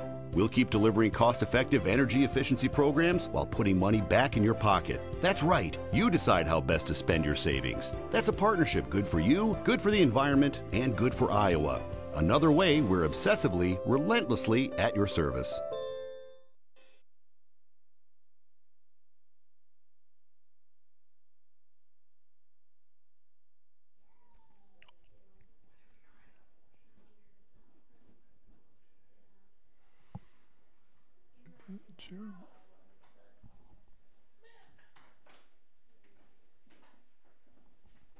Okay, welcome back. This is our game 4 here. We have Urbandale and East. Urbandale is going to be in the red, white, and blue jerseys. East is in the red and black jerseys. As I said, this is game 4 here at Tiger Stadium tonight. This is week 1 of the Iowa Youth Rugby Association season. We have 6 weeks of regular season games, and then they'll have a sub-state on a Tuesday night, and then a state on Friday night. May 12th, I believe, is the date for the state tournament. Excuse me, May 10th will be the state tournament. So the season is a real short, quick season here. The guys have been practicing for 4 to 6 weeks, depending on what school they're at and gym availability. Obviously, with most of central Iowa being under a foot or more of snow up until about a week and a half ago, there wasn't a lot of outdoor practices going on. So we're going to have East and Urbandale switch sides. Looks like watching Urbandale warm up. Their numbers are very, very strong this year. They've traditionally had a team. I believe the last 8, they did not have a team the very first year of the league, but they have had a team for the last 8 years. The last couple years, they've struggled to get numbers to field a full, to have enough subs. They've had enough for a team, but not many subs, where it looks like those numbers are up. Like there were 25, 30 guys warming up. So that's good to see Urbandale's numbers strong, and they've always been a real competitive team. They were the league champs in year 1 of the league 9 years ago. Southeast Polk has been pretty much the dominant team as far as the state champions ever since that year, beating various teams in the finals. Looks like Urbandale is going to make a break around the corner. Number 9, I do not have a roster for Urbandale, so I apologize. I don't have any names for them. I did make a request a couple times. One didn't come, so we'll do our best here. I'll do my best on the East guys. Looks like Joe traded out his pink shoes for some black shoes for the second game of the night. Trying to throw me a curveball and switch it up.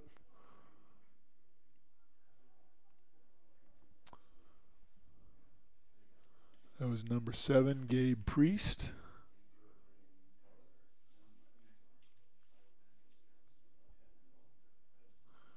I was pronouncing Joe Dab. It's Joe Dow. I apologize, Joe.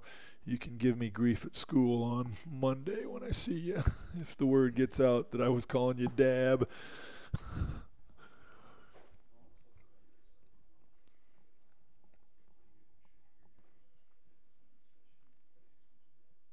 For those of you watching the broadcast tonight, I hope you're enjoying the rugby. If you've never seen rugby before, hopefully I'm explaining it enough to at least let you know a little bit what's going on. If you have watched it before, I hope I'm not butchering it up and allowing you to enjoy the rugby. Once again, this is our 9th season. I think this is the first broadcast that we've had Central Iowa Sports Network broadcasting some games. We've been live on YouTube the last couple years, but this is a nice step in a nice direction.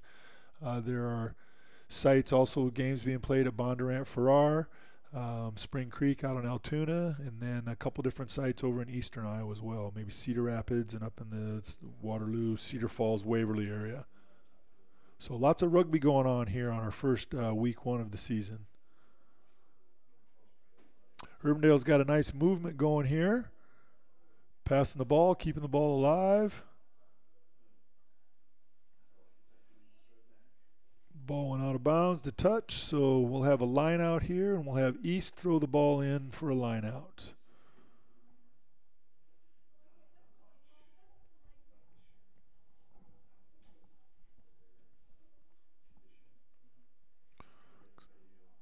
Looks like that's Javi Luong throwing the ball in. Nice throw in by East. That was pretty close to a textbook line out there. Spin the ball out. Number 2 for East is Eddie Cramen. Eddie's new to the team. I helped out a little bit with the team last year, and Eddie was not on the roster. Looks like they've added some speed. He's got some nice wheels around the outside. Looks like he's going to be a good addition to the East Scarlets.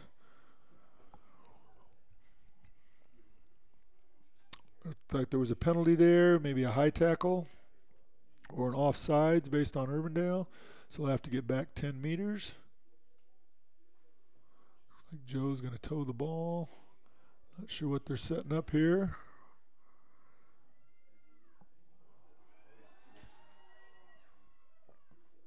So Joe Dow has a nice dish out to Javi Luong there for East to go up for a nice center try. See if Joe can convert this for a 2-point conversion for them to go up 7-0. And he does have a conversion. So with just under 3 minutes to go, East take a 7-0 lead over Urbandale. Sometimes if these two teams play here in another week or two after Urbandale's got a couple games under their belt, you might see a little bit different game. It's not a bad thing to already have a game played this early in the season against other competition. You can only do so much against your teammates. So it looks like Joe's going to go deep. As long as the ball bounces inbounds before it goes out, there will be a line out at the point where the ball goes out of bounds. Even though it will be Urbandale's, East can contest and possibly steal. I would imagine that's what they're going to do here.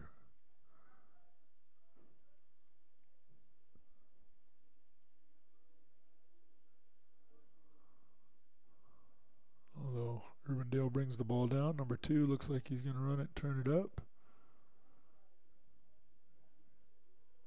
East is coached by Nick Sawhill and Jordan Bates.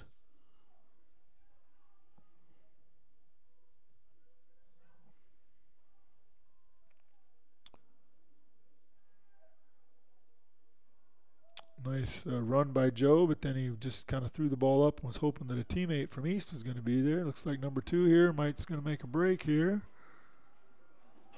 See if somebody from East can catch him. Does not appear that way. So Urbandale's going to score a try here in the corner. So in order to tie the game up, they're going to have a pretty good kick here from about 40 meters out.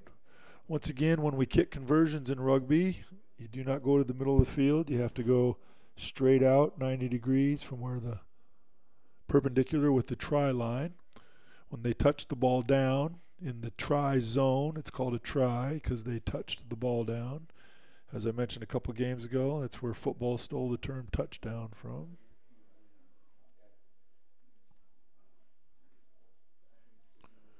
For those of you sports history buffs, rugby actually is the father of American football. You can see how, if you know the game of rugby and understand the history of American football, when they first developed the game, you can see how they took the facets of rugby and changed it into American football.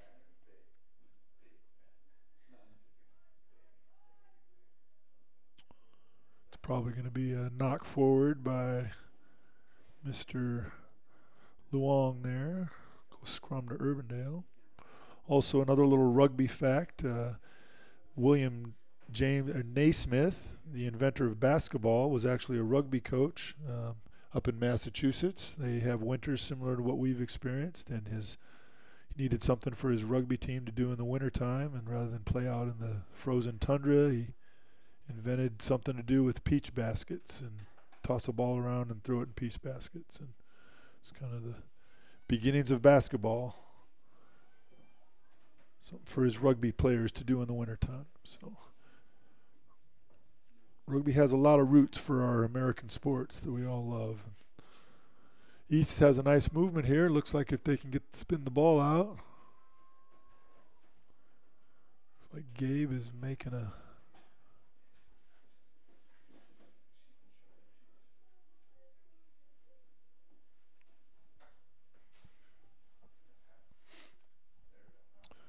So it looks like that's going to be halftime with East Scarlets 7, Urbandale Jayhawks 5. This is game 4. We'll take a short 1-minute break and then come back for the second half. This is Central Iowa Sports Network. Thanks for joining us. Stronger, faster, healthier. You want more. You want to be part of something bigger than yourself. A place for people of all ages, all walks of life, that provides opportunities for all to succeed. We do that. We're the why. Build more than muscle. Build a stronger community. You want to get...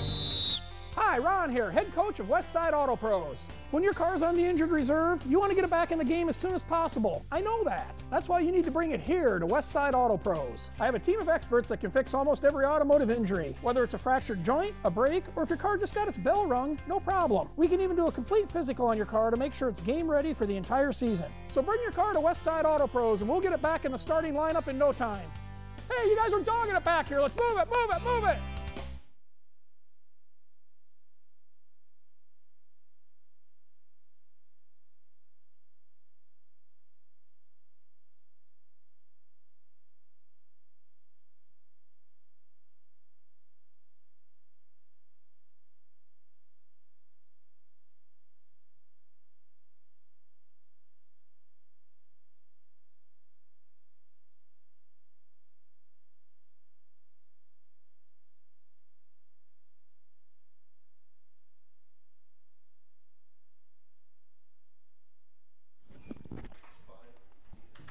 Okay, welcome back here. We have the second half of the Urbandale Jayhawks and East Scarlets.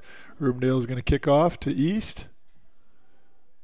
Alex Tianacum had a nice dish to Tanner Tillotson there. Eddie Crammon keeping the ball alive.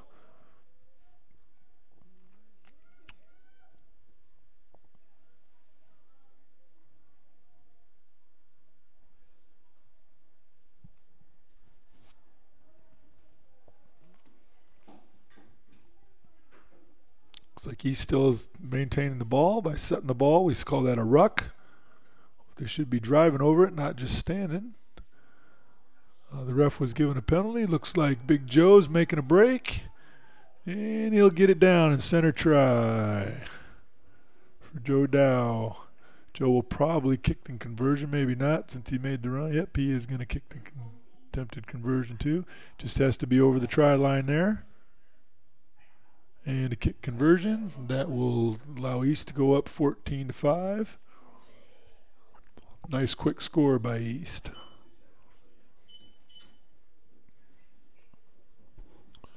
So as I said earlier, East was playing in game 1 against Hoover. East has been one of our original, I believe, 8 teams that started the league 9 years ago, when Chris Draper, former high school player from Van Meter that played in the high school league back in 1996, when we started high school rugby here in central Iowa. Chris came back and started this high school league about 9 years ago, and East was one of the original teams. Urbandale joined the league that second year, along with 5 or 6 other teams. I believe we had 12 or 14 teams. Year 2, by year 3 we were up to 20 teams, and now we have almost 30 teams in our league. It's again playing at 5 different sites tonight. 2 more here in central Iowa, 2 over in eastern Iowa.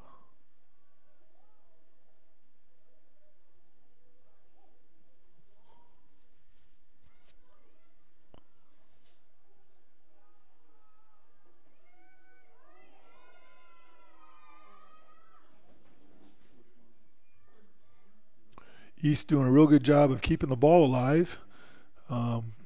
Good support play, making sure the ball is passed backwards. Looks like Urbandale maybe is an offsides, playing the ball. Maybe there are hands on the ball while they were laying on the ground. Now they weren't back 10 yards, so there's another penalty. Looks like Tanner Tillotsson's trying to carry it in. He's going to bounce it in for a try for East. Some of the other teams playing at some of the other locations tonight, or out at Southeast Polk. There's Southeast Polk, 8-time defending state champions. Roosevelt Rough Riders are out there. Lincoln Rails are out there. Mason City, I believe. Fort Dodge is a first-year team this year. However, they have the Iowa Central Tritons that is one of the college national powerhouses. If you follow rugby on the college national scene, you're well aware of what Iowa Central has done in the last couple of years. Coach Brent Nelson up there, and finally having a high school program. That's real nice.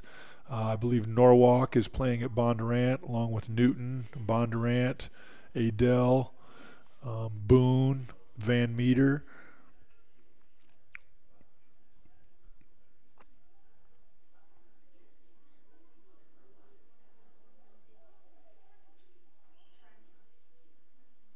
Some of the other schools possibly at Altoona are going to be from eastern Iowa. I believe Cedar Rapids, Washington was coming over, or Cedar Rapids, Kennedy, possibly Iowa City West.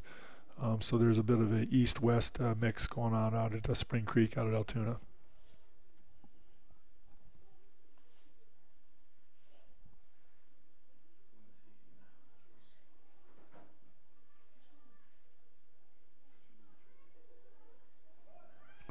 He's doing a real good job of keeping the ball alive. And it looks like Joe is going to dish it out. Some good follow-up there. I'm thinking that's probably a penalty on Urbandale, seeing as how number 4 was on the east side of the ball when he picked it up and threw it back to one of his teammates. And based on where the ref's holding his hand, so it looks like East is going to try to run it right over the middle and push it down. Joe Dow looks like he's going to get his second try of the game. For East is going to go up 22-5 with just under 2 minutes to go. This is our 4th game of the evening. After this game, we are going to have, there's I believe about a 20-minute intermission until our last 3 games of the night, which will be Hoover and Urbandale, Valley Johnston, and Centennial and Ankeny. Kind of the featured match of the night will be the Battle of Ankeny. So you'll want to be sure and stick around for that.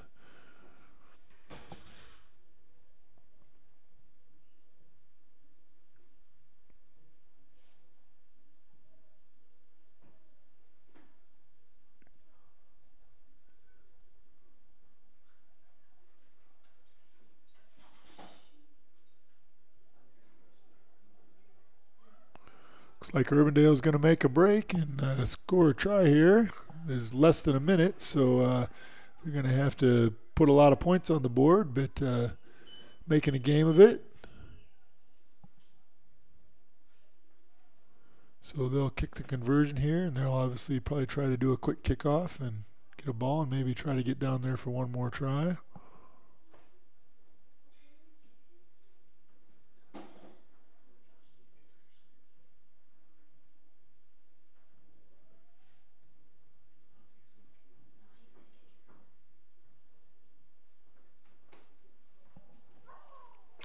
So that's a missed conversion there. So it looks like unless something big happens here in the last 10 seconds, we're going to end up with a score of 22-10.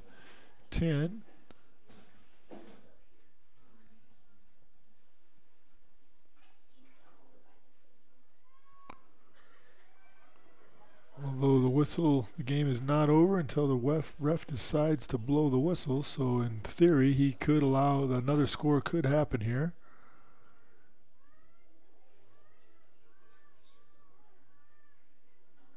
Looks like we got a little confusion here.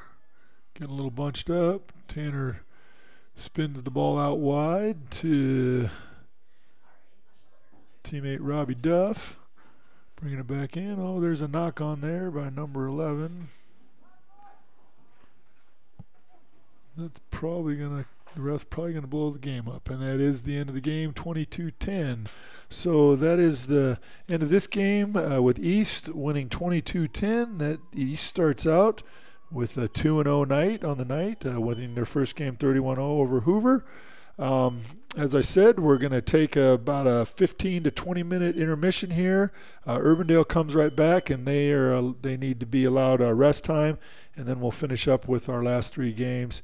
Urbandale, Hoover, Valley, Johnston, which will be a great contest, and then the feature match of the night, Centennial, Ankeny. So let's give a chance to get something to eat, take in our sponsors, maybe check those basketball scores, and hopefully see you back here in about 15-20 minutes for our last three games of the night. Central Iowa Sports Network. My name is Bill Reed. Thanks for tuning in. Moms typically get to make a majority of the healthcare decisions for their family. That can be a lot of pressure, but not for me, because I know the choice is ours. For medical tests like MRIs, X-rays, CAT scans, and of course mammograms, ask your doctor to refer you to Iowa Radiology. They work around our hectic schedules. They're the best at what they do, and they're so great with my family. They truly care, and it shows. Visit iowaradiology.com or call to schedule an appointment. Iowa Radiology. Our focus is your good health. Moms. Hi, I'm Chris from Fireplace Superstore, and as winter finally lets go, I'm sure your thoughts are turning to outdoors just like mine. And we've got the furniture to make your spring and summer the best ever. We've got furniture from domestic manufacturers as well as imports, and I've got a lot of it in stock. We're showing 120 sets on the floor, the best we've ever had. Please come see us for your outdoor furniture needs at Fireplace Superstore. For great deals on great furniture, come to Fireplace Superstore. Markdown madness at Schottenkirk Chevrolet Waukee. With Conquest incentives, get up to $9,000 off 19 Equinox, or $3,000 off plus 0% for 72 months. Up to $14,000 off new 19 Suburban and Tahoes. Up to $8,000 off new 18 Malibus. Or choose up to $3,000 off plus 0% for 72 months. 25% off new 19 Cruise. $6,500 off new 19 Trax. Receive up to $18,000 off, or 0% for 72 months. Plus $8,500 off the last remaining 18 Corvette Z06. Won't last. March Markdown madness. Schottenkirk Chevrolet Waukee. Waukee Chevy. Mid-American Energy and you, together partnering to change the energy landscape by pioneering money-saving, energy efficiency programs and building a new industry in Iowa, wind energy, all while keeping your rates low. So what's next? We'll keep delivering cost-effective energy efficiency programs while putting money back in your pocket. That's right. You decide how best to spend your savings. That's a partnership good for you, good for the environment, and good for Iowa. Another way we're obsessively, relentlessly at your service. Mid-American Energy and you, together. Here's to everyone who believes in competition and good sportsmanship, who knows it's not about the trophies or the medals, but rather the lessons learned. For those who understand, it's not whether you win or lose, just that you give your best. So go ahead, lace them up, take the field, have fun, and play. For the experience, for the memories, for the love of the game. Shields. Hi, Ron John here, head coach of Westside Auto Pros. When your car's on the injured reserve, you want to get it back in the game as soon as possible. I know that. That's why you need to bring it here to Westside Auto Pros. I have a team of experts that can fix almost every automotive injury. Whether it's a fractured joint, a brake, or if your car just got its bell rung, no problem. We can even do a complete physical on your car to make sure it's game ready for the entire season. So bring your car to Westside Auto Pros and we'll get it back in the starting lineup in no time. Hey, you guys are dogging it back here. Let's move it, move it, move it. Stronger, faster, healthier. You want more. You want to be part of something bigger than yourself. A place for people of all ages, all walks of life, that provides opportunities for all to succeed. We do that. We're the why. Build more than muscle. Build a stronger community. It's about trust. Whether I'm buying a car, hiring a contractor, finding a tax preparer, or an honest mechanic, the Better Business Bureau seal means this business meets high standards. When I see the seal, I know I'll get what I pay for. No more taking chances and no more worries. And I feel good about supporting local businesses. My life is so much easier knowing I can always trust BBB accredited businesses. It pays to look for the seal. See for yourself at bbb.org/Iowa. Why do I look for the seal? It's about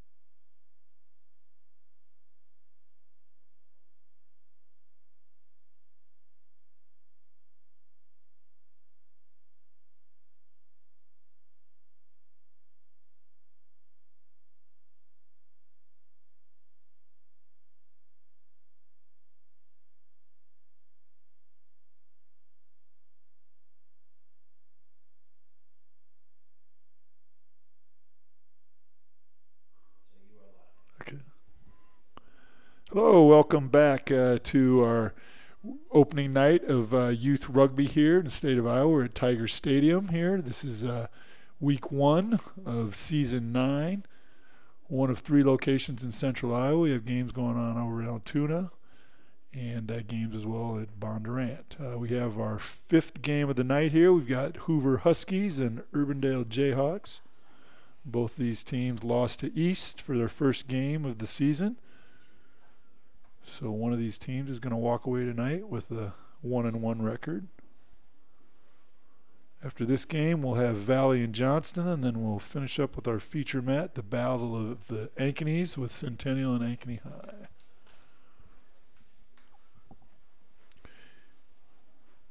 If you're getting bored of watching basketball and you decided to tune in and watch some rugby, welcome. As I stated in the last game, Mr. Naismith invented the game of basketball for his rugby players to something to do in the wintertime.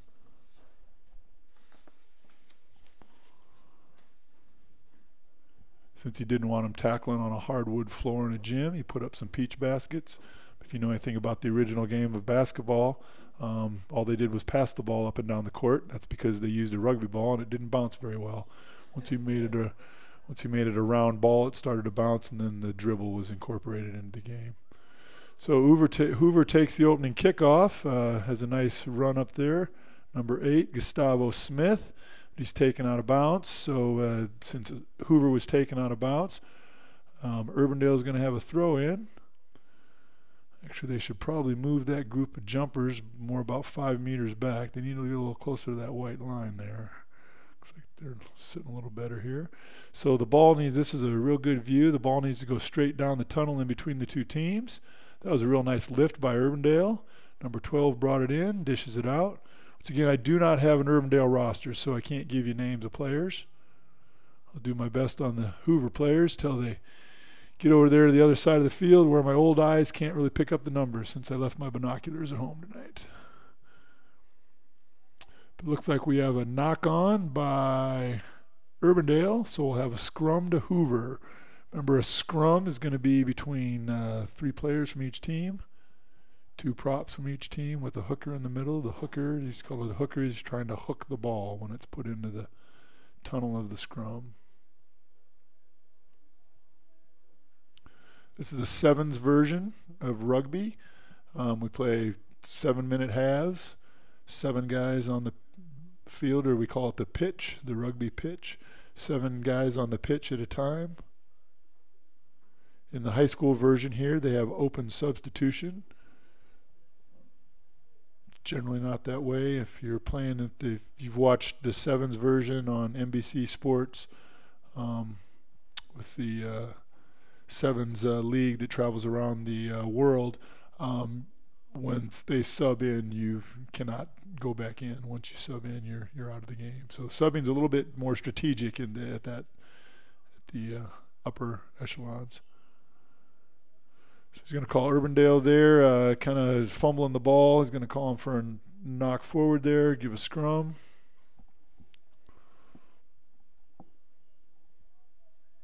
Scrums are when we have minor infractions, or they're not really not penalties, or minor infraction, minor penalty. It's when not it's a major one. So we have a scrum to the other team, and that gives them the advantage to win the ball and maintain the ball and possibly go for a score. Looks like we have a Hoover athlete coming over here to athletic training needs. So Hoover gets the scrum, but Urbandale pushes right over it, wins the scrum, and looks like they're going to attempt to go in for a try. And they do score a try. The ref, did he signal? Yes, he did signal a try. So Urbandale scores their first try of the season. Number 2. Sorry, I don't have a name. If there's anybody from Urbandale watching the team and want to know who that is, call your coaches. Nice kick, but not quite at the goalposts. So Urbandale will take a 5-0 lead. They will, since they scored, they will kick the ball off to Hoover now. ball has to go at least 10 meters, but it is a live ball once the ball goes 10 meters. Similar to maybe you've seen an onside kick. Ball went 10 meters. Hoover drops it forward, so that's technically an advantage for Urbandale. They have this is kind of a free kick or a free play here. If they don't advance the ball far enough, the ref will blow the whistle, call it up, and actually give Urbandale a scrum. And maybe not.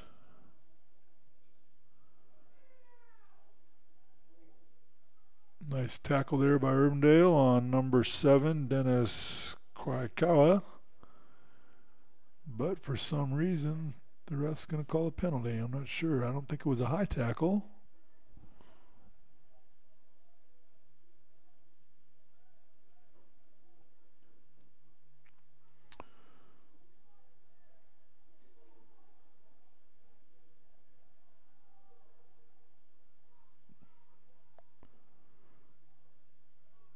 Once again, most of these guys for Hoover, this is their first year in rugby.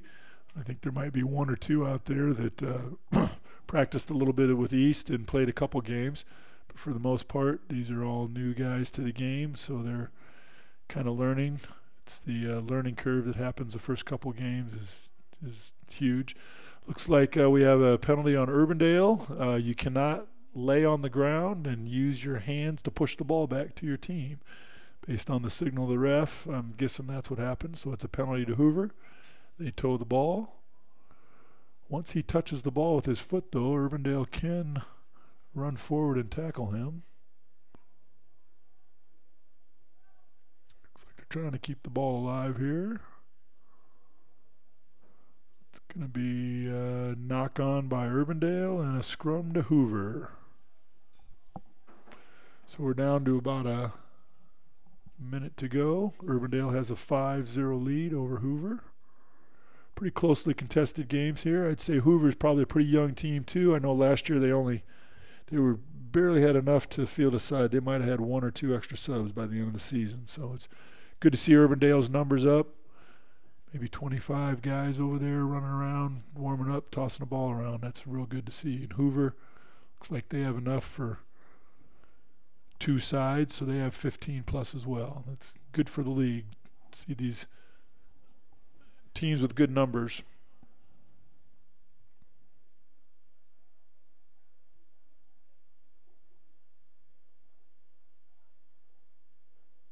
So once again, my name is Bill Reed. Been involved with the high school game in some facet or another. I was one of the people that started the high school league back in 1996 with teams from Roosevelt, Dowling, primarily Roosevelt, Dowling, Urbandale, and Valley.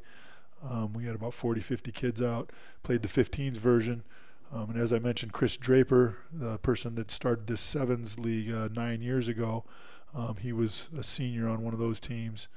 And when he moved back into town 9 years ago, got this high school Sevens league going and flourished into one of the kind of trademark high school rugby leagues in the country. What we've done in 9 years with our growth.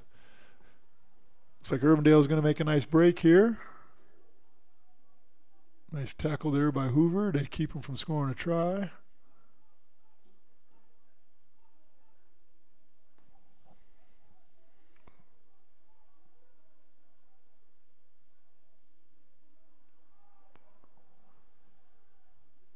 Looking to go to center it. Oh, don't want to be diving at the head there. That can get you a yellow card or possibly even a red card. Dangerous play, but Urbandale gets a center try there, so now they have a chance at a conversion. Looks like at halftime, so we'll probably have a converted kick and then we'll have half.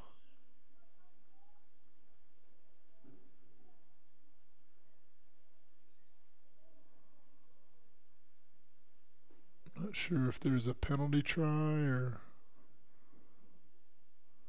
looks like Mr. Jeremiah Johnson, our top level official.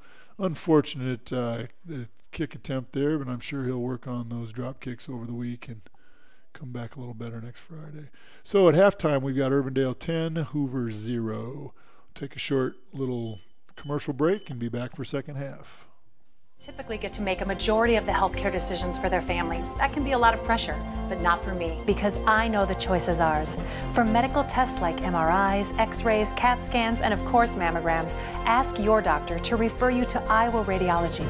They work around our hectic schedules, they're the best at what they do, and they're so great with my family. They truly care, and it shows. Visit iowaradiology.com or call to schedule an appointment. Iowa Radiology, our focus is your good health. Whether I'm buying a car, hiring a contractor, finding a tax preparer, or an honest mechanic, the Better Business Bureau seal means this business meets high standards. When I see the seal, I know I'll get what I pay for. No more taking chances and no more worries. And I feel good about supporting local businesses. My life is so much easier knowing I can always trust BBB accredited businesses. It pays to look for the seal. See for yourself at bbb.org/Iowa. Why do I look for the seal? It's about trust. Whether I'm buying a car, hiring a contractor, finding a tax preparer, or an honest...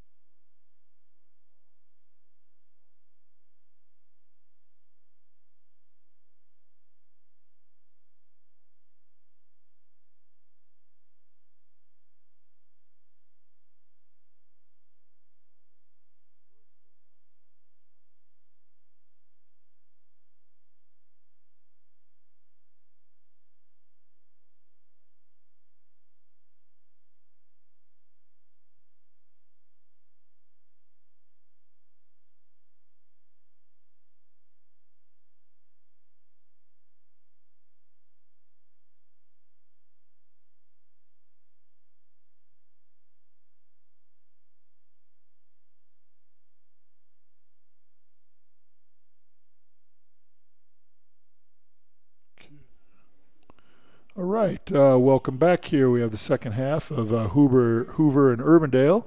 It's our fifth game of the night here at Tiger Stadium, week one of the Iowa Youth Rugby Association league games here at Tiger Stadium. As I mentioned earlier, there are games being played at Bondurant, out in Altoona, and over in eastern Iowa, possibly up in northern Iowa too. I'm not sure where the other sites were other than Bondurant and Altoona.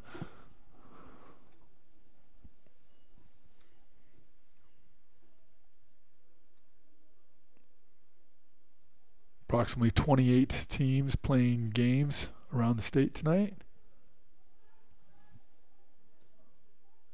Defending champs Waverly Shell Rock and Southeast Polk. Looks like number 12 making a nice break on the opening kickoff. Hoover throws him out of bounds, so it'll be Hoover's line out here. Hoover will have a throw in about 5 meters or 5 yards from the try zone. I'm sure Urbandale is going to try and steal this.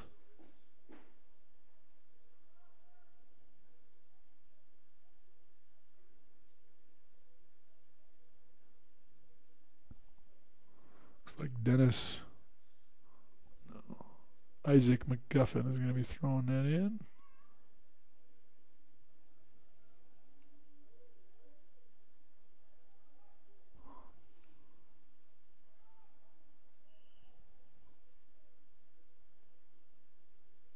Looks like we have a knock on by Hoover, so we're going to have a scrum to Urbandale. This gives Urbandale a golden opportunity to pad their lead a little bit and put another try on the scoreboard here. Remember, a scrum is going to be between 3 players from each team, 2 props, and a hooker. The idea is that the props lock their shoulders in and the hooker hooks the ball back to his teammate. Some other strategies, the team may push them over, they may kick the ball through. Looks like Hoover steals the hook. Spins it out. There's some open field here. Nice move. So this is where experience, maybe the Hoover player, you know, he's used to running football and he was looking to stay in bounds. He had another 10 meters. He could have turned the corner there and maybe got a little further out there. Dennis could have. I'm sure Isaac McGuffin is saying, hey, you go a little wider there. You had another 10 meters of space. Hopefully some of the guys get with him here.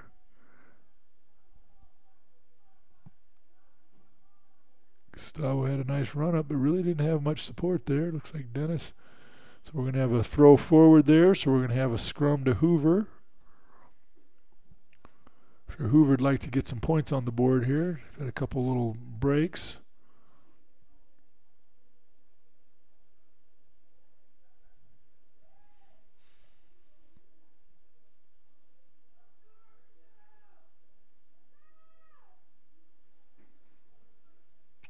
So Isaac here, number 1, he did play last year for Hoover for a little bit, has a little bit of experience. I think most of the other guys are all new this year. So Hoover steals the ball there.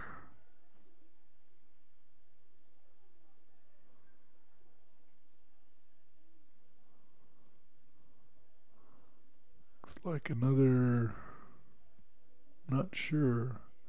Penalty, so maybe Hoover played the ball on the ground or something, but it's a penalty to Urbandale no matter what the call was. Urbandale has a nice break. He doesn't bring him down, so he doesn't have to get rid of it. Runs to the corner and gets a try in. Sideline ref can call a try, or did he call touch? He called touch? Yep, he did. So the runner was just out of bounds before he touched the ball in.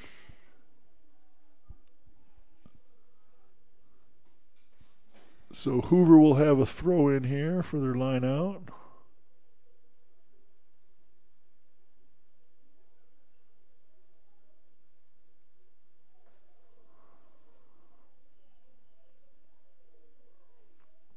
Maybe not straight. Looks like what the call is. So the ball did not go straight down in between the two teams. Generally, I thought they would give them a choice of scrum or line out. Maybe Urbandale chose to have a line out. Nice, looks like a nice clean line out there by Urbandale. They released the jumper. A little different way of doing a line out. Run a little zigzag here.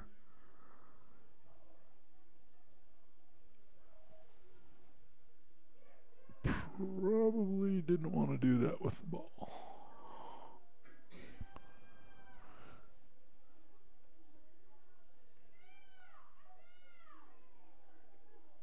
Once again, you'll see standing still doesn't really move the ball down the field, but when people get the ball moving at pace, the ball tends to go somewhere. So that's going to have a nice run here. Number 15 is that Blessing Ajay. Hoover gets on the board with the try for the season. And lots of time left. They could possibly come down and score another try, and depending on what happens on the conversion here. Looks like they're not sure who's going to do the attempted drop kick. This could be interesting. No conversion. So it's going to be a 10-5 score. Hoover's going to kick off to Urbandale.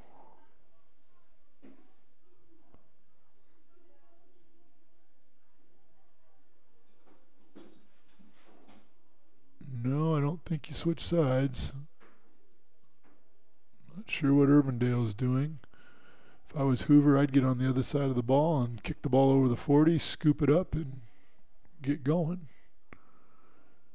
Maybe some courtesy will allow him to get lined up. Hoover does not have to wait for Urbandale, though. Ref has given them the clearance. They can kick. Ball goes 10 meters. Looks like kicks it to one of the Urbandale's prime runners, number 12. Have a nice tackle there.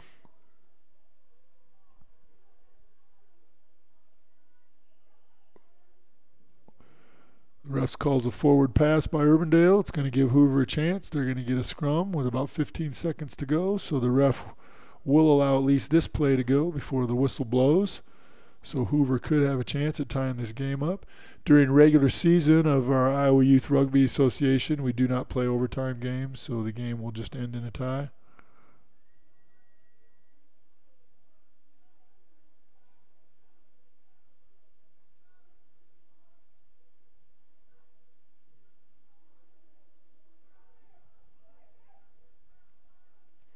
Hoover does win the scrum.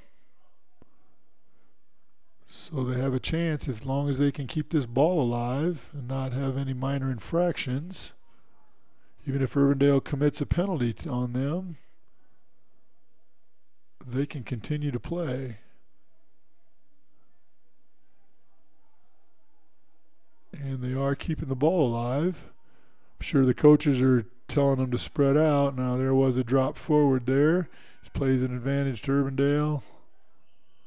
He's going to blow a whistle, and that's probably going to be the game. Unless he...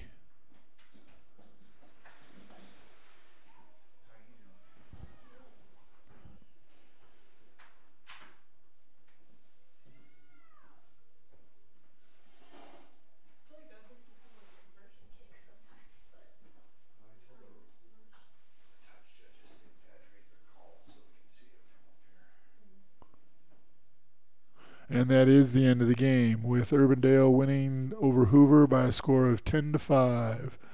So the battle of the north part of Des Moines schools, Hoover and Urbandale, are neighboring districts. Hoover takes the pride there. Here we're going to take a short little 2 to 3 minute break, and then we're going to come back with Valley and Johnston, which will be our 6th game of the night. This is Central Iowa Sports Network. I'm Bill Reed. Thanks for joining us.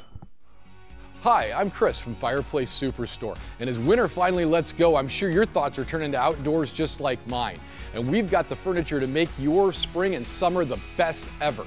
We've got furniture from domestic manufacturers as well as imports, and I've got a lot of it in stock. We're showing 120 sets on the floor, the best we've ever had. Please come see us for your outdoor furniture needs at Fireplace Superstore. For great deals on great furniture, come to Fireplace Superstore.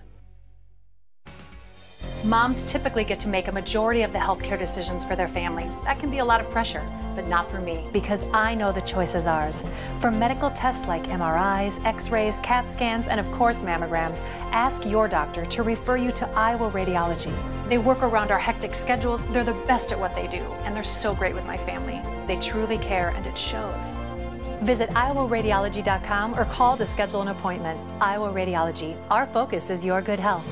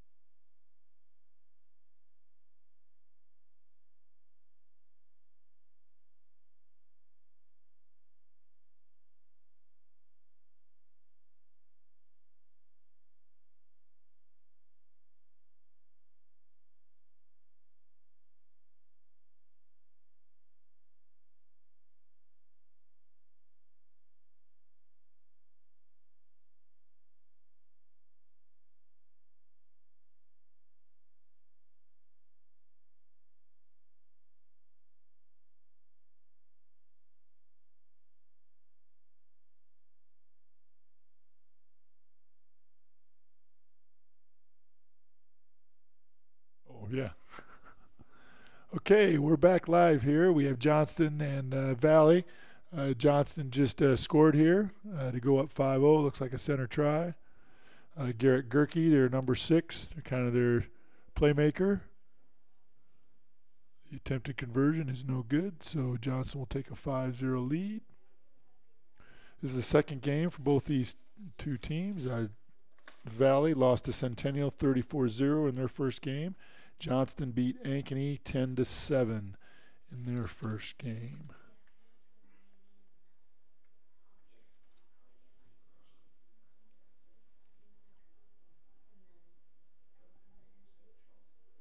Number 10, Matt Thompson retrieves the kickoff. Has a nice pass off to Garrett. Then retrieves the pass back. Looks like he's going to continue to work with number 6. Johnson's doing a real nice job of keeping the ball alive, looking for the open man, keeping the ball in play. And number 10, Matt Thompson, scores a try for the Dragons to put them up 10-0 over Valley. Once again, this is Johnston's 3rd year as a team, coached by head coach Dave Oldham. I believe he's a chemistry and biology teacher at the high school. Science rules, that's a good subject to be teaching. I'm a little biased. I teach science as well. But then Kevin Dotseth, retired employee for Allied Services, and Greg Baldner works for DuPont Pioneer, former rugby players for Des Moines Rugby, both helping out. And then a couple other assistants, Boris Kogan and Mike Garcia. I'm not sure of Boris's or Mike's background.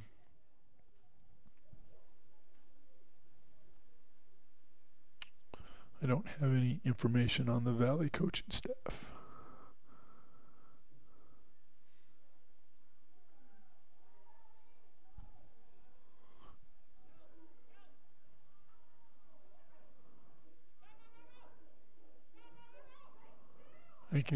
Johnston playing a real aggressive game there, and not sure who that was that scored that. I thought it was a number 15. I don't have a 15, though. I got a 25 or a 35. Either Brant Howe or Eric Bowie. Pretty quick around the corner, whoever it was. Johnston going to go up 15-0.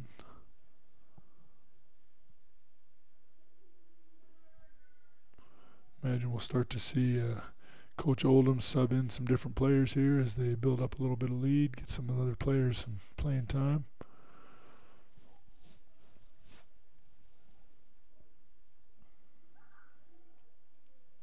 So once again, welcome. This is our week 1 of our regular season rugby league. We have 6 weeks of regular season rugby playing around here in central Iowa and eastern Iowa, followed by our state championships on Friday, May 10th.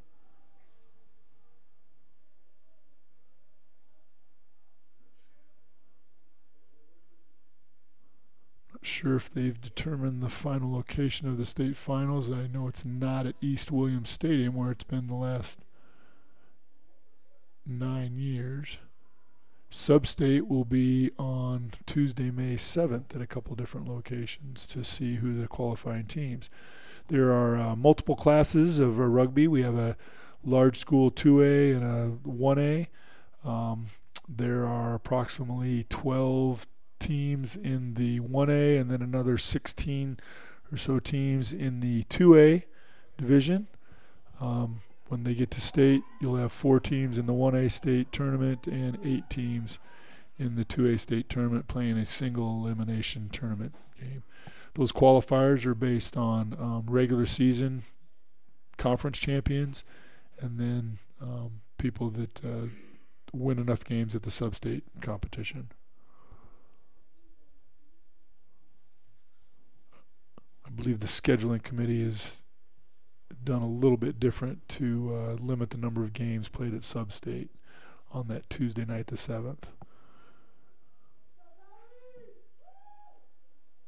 So we'll have a scrum here going to Johnston.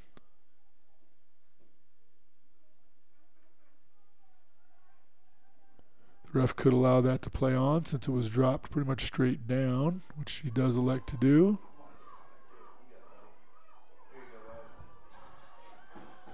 Number 7, Skylar Young, has a nice move. Ends up going in for a try for the Valley Tigers. Let's get their first try of the season.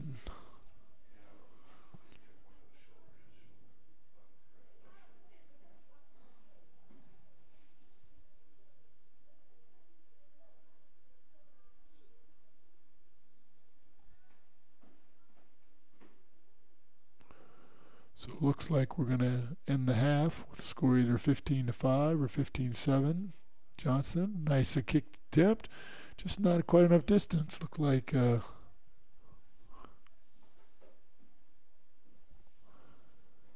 number 16, Benji Rankin, had the right line on it, just didn't have quite the legs. So we'll take a short 1-minute break here for halftime, allow our sponsors to talk a little bit about their products, and then we'll be back for the second half. The March Markdown Madness at Schottenkirk Chevrolet Waukee. With Conquest incentives, get up to $9,000 off 19 Equinox, or $3,000 off plus 0% for 72 months. Up to $14,000 off new 19 Suburban and Tahoes. Up to $8,000 off new 18 Malibus. Or choose up to $3,000 off plus 0% for 72 months. 25% off new 19 Cruise. $6,500 off new 19 Tracks. Receive up to $18,000 off, or 0% for 72 months. Plus $8,500 off the last remaining 18 Corvette Z06. Won't last. March Markdown Madness. Schottenkirk Chevrolet Waukee. WaukeeChevy.com.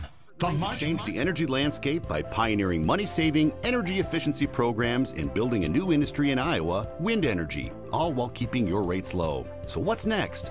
We'll keep delivering cost-effective energy efficiency programs while putting money back in your pocket. That's right. You decide how best to spend your savings. That's a partnership good for you, good for the environment, and good for Iowa.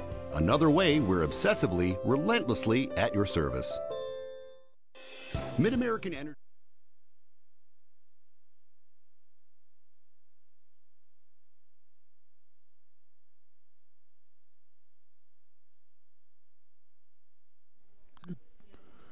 Okay, welcome back here for the second half of our second to last game tonight here. We have the Johnston Dragons playing the Valley Tigers. Johnston is leading by a score of 15-5. Johnston will be kicking off to the Valley Tigers. Our last game of the night will be Ankeny versus Centennial, Battle of the Ankenys. Should be a good match. Generally in the past, it seems like the team that is going to be the favorite doesn't win that game always. When Ankeny's had the better record, Centennial wins, and when Centennial's had the better record, it seems that Ankeny wins. So you never know who's going to come out on top in that battle. Those teams play each other, practice with each other, so they know each other pretty well, and always makes for an interesting game. But here's the second half here, so Johnston kicks off. Nice high up and under. Oh, there's some.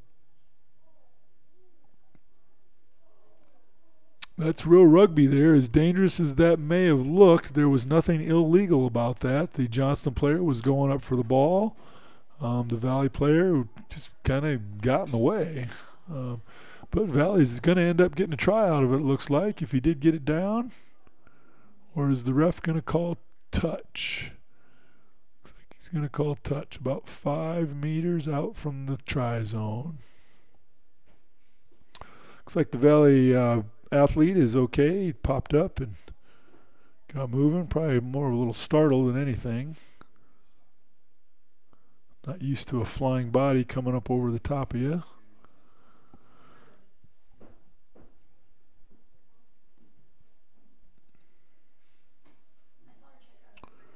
So Johnston has the line out. They have a nice clean line out there and spin their gurkey around the end, and looks like they've got a guy that's got some pretty good wheels here around the outside.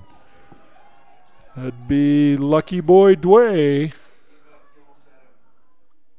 Looks like he wants to dish off to his teammate New Davis. So a nice little break there by Lucky Boy Dway. That's right, that is his name, Lucky Boy Dway. and dished off to New Davis for the finishing try. And no conversion. Let's see, was that a good conversion?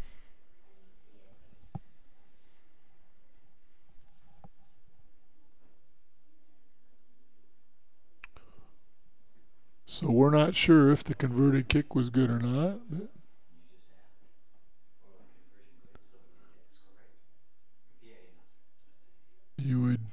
you would think, as close as they were, that the conversion was good, but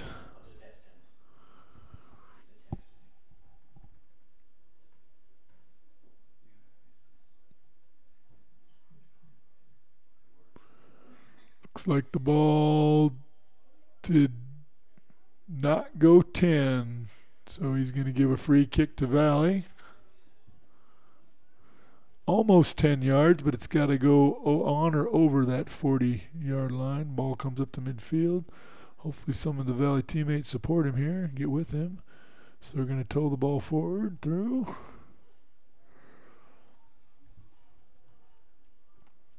Valley sets a ruck there, but Johnston seems to break through and scoop the ball up.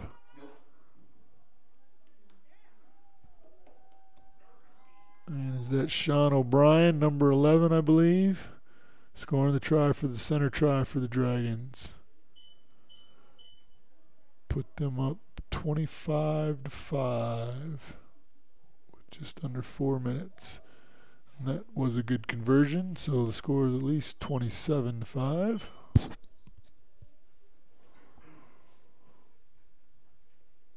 Johnston looking like they have another strong squad this year. Good numbers, good athletes.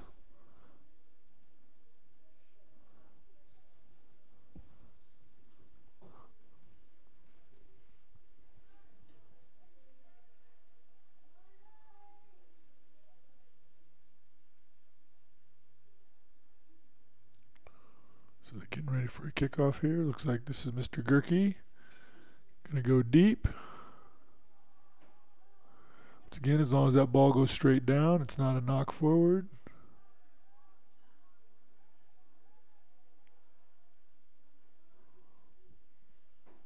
I think there was some diving over or coming in from offsides. That is the call, so it's going to be a penalty to Valley against Johnston.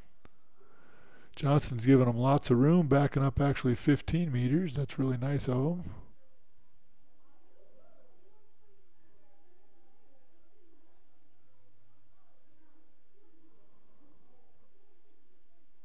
Not sure if they have an option. They can kick to line out, and then they can have a line out further downfield, or they can tow the ball through for a penalty play. Looks like there's some indecision about what they're doing. Looks like they elected to kick it out, so they're going to have a line out now down here. So on a penalty, the team that gets the penalty can choose to kick the ball out of bounds, and then they'll have a line out down where the ball went out of bounds. Allows you a chance to move your team down the field without having to run the ball.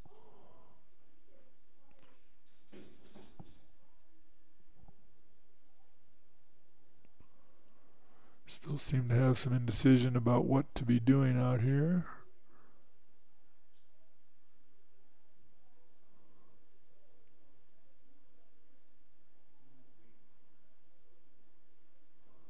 This is a little unique way of doing a line out.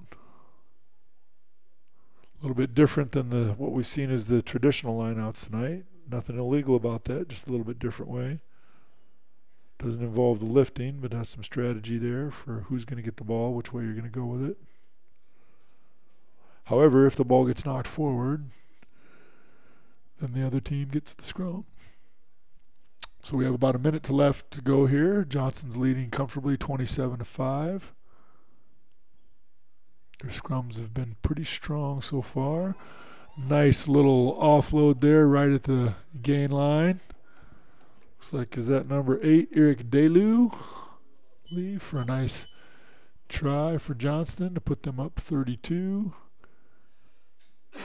with a conversion. 34.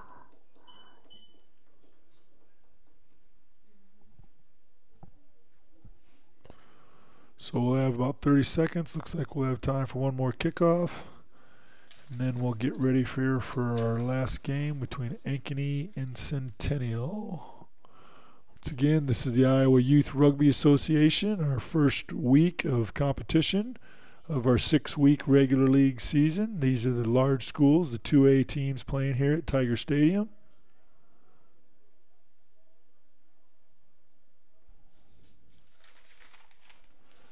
Some other scores tonight. East beat Hoover 31-0. Centennial beat Valley 34-0.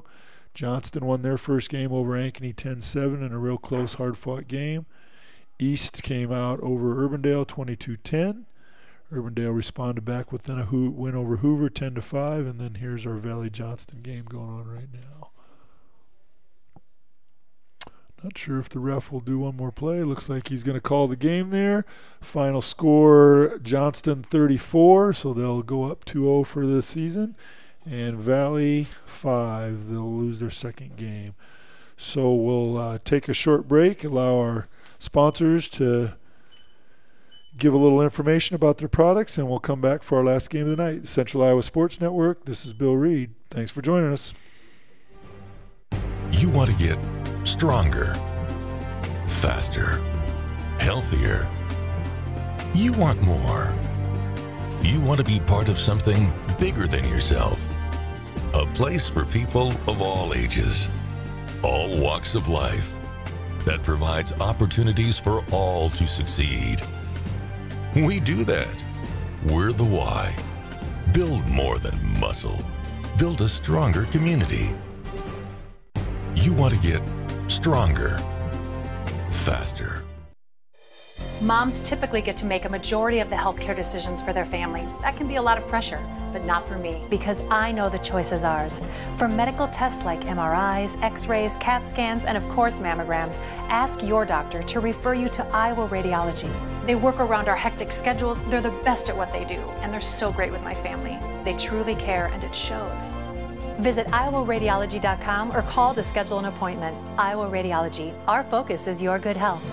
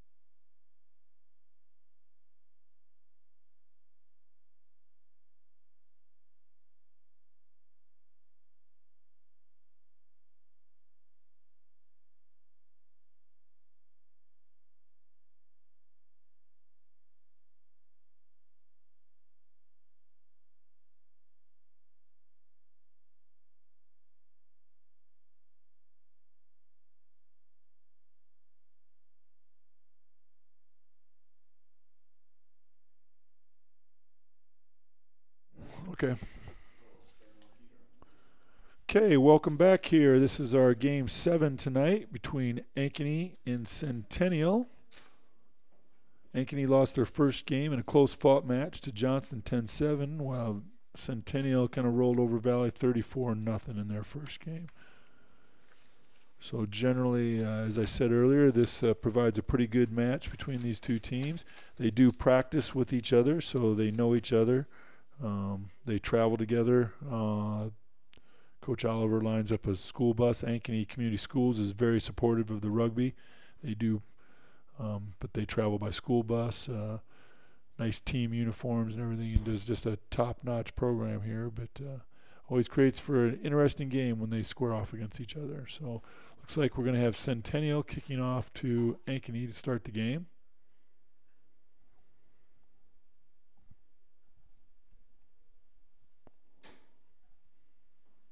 This will be our final game of the night for our first night of games for the 6-week regular season.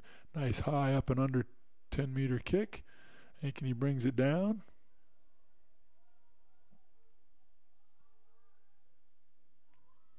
Little pride of Ankeny match here.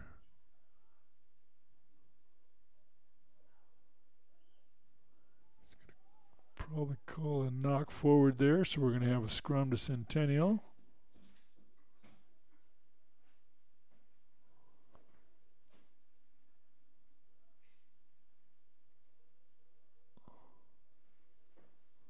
Looks like we have got a hobbled Jaguar there. One of his paws might be a little sore.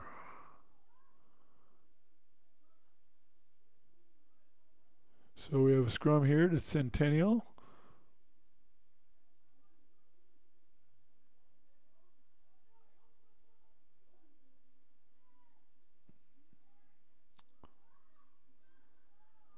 Looks like number 3 for Centennial, Tyler Cahill, has a nice break around the corner.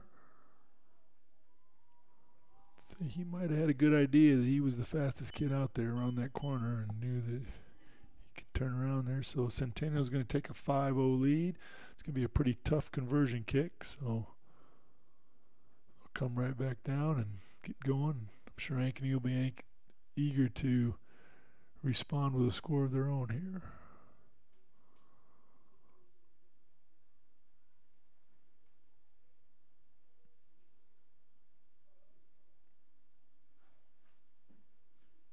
So Ankeny and Centennial are two of our stronger teams.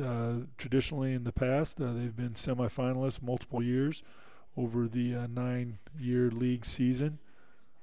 Coached by head coach Dennis Oliver, Adam Brown, Brennan Dre, and Ray Howe.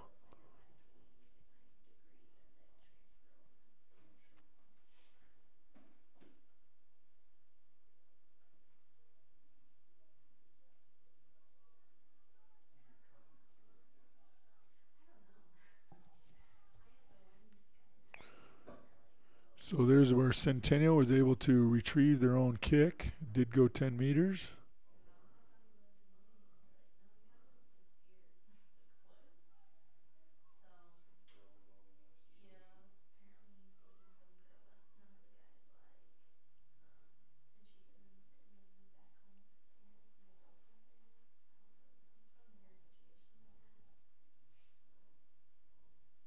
So we're going to have a scrum down to Ankeny.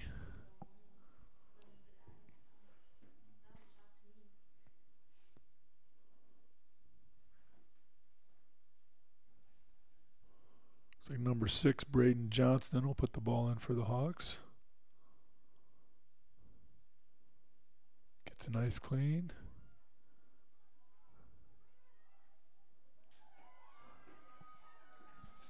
Number 10, Mason Thomas, turns the corner there. Looks like he's going to get a center try for the Hawks.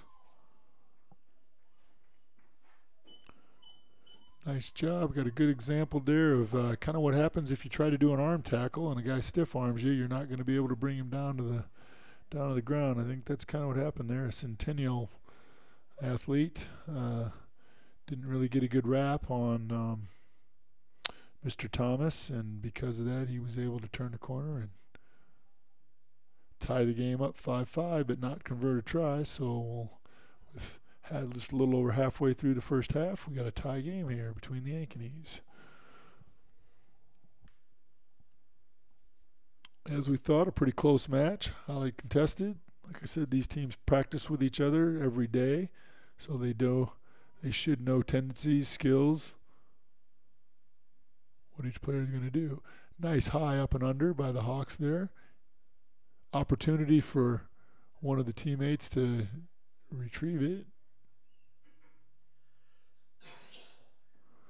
So I'm thinking there's a penalty there because he played the man and not the ball. The Ankeny Hawk was tackling one of the Jaguars before he ever even was going for the ball, and I'm pretty sure that's the reason for the penalty. Looks like number 14 here for Centennial. Lane Prusner had a nice run there.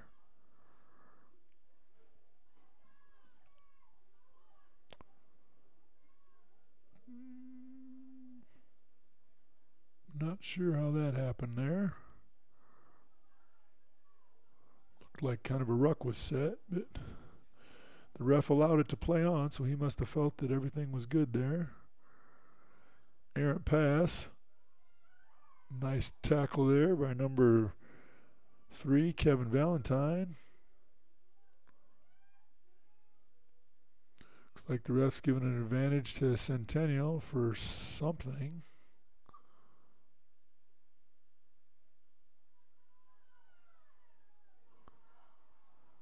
Drop forward there. Looks like he's going to bring it back here, and he's going to call a penalty on Ankeny for I'm drawing a blank on what that roll in your hands is, and that's not traveling, as it would be.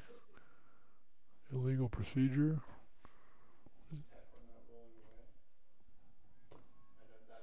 Yeah. Maybe tackling and not rolling away. A little help from someone in the press box here. I'm not sure.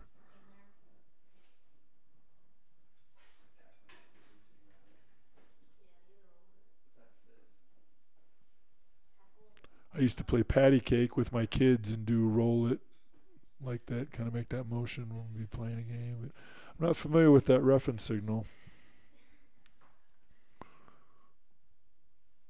Looks like we have a line out to Centennial here in the final 20 seconds of the first half.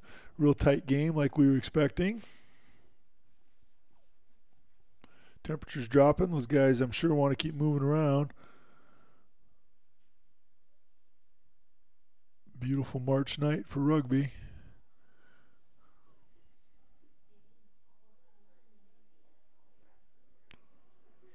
Mr. Prusner's giving a nice set for Centennial Jaguars. Spins it out to Mr. Eaton.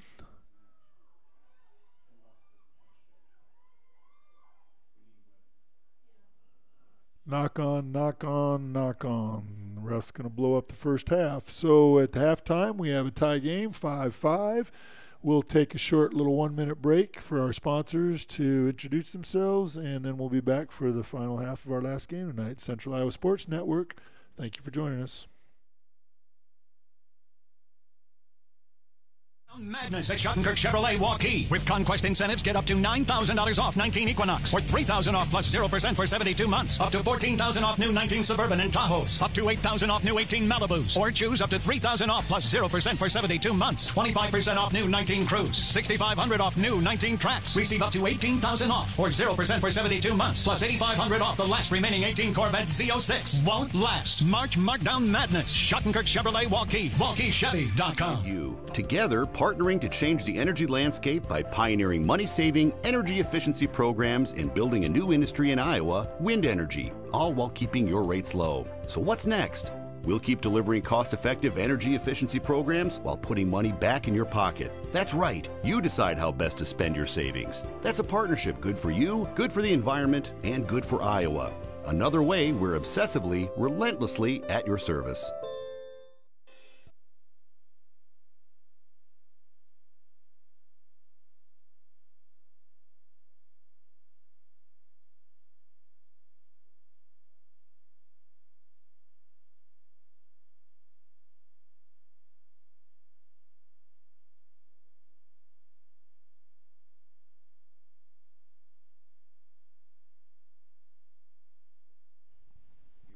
Okay, and welcome back for second half here of Ankeny Hawks and Centennial Jaguars. This is our last game here at Tiger Stadium of Week 1 of the Iowa Youth Rugby Association regular season league. We'll have six weeks of rugby going on this season. This is the first night. Cool March night. Comfortably cool for rugby. Got a few fans still out there in the crowd.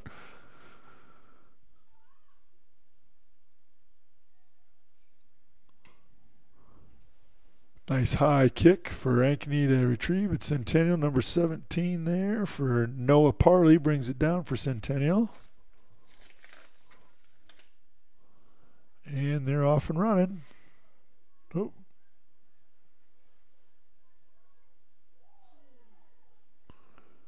Nice tackle, nice set ruck.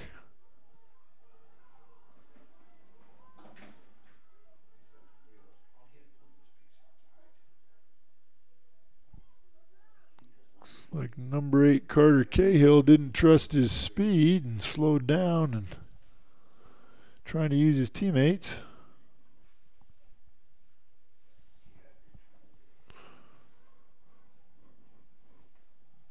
So we're going to have a scrum to Ankeny.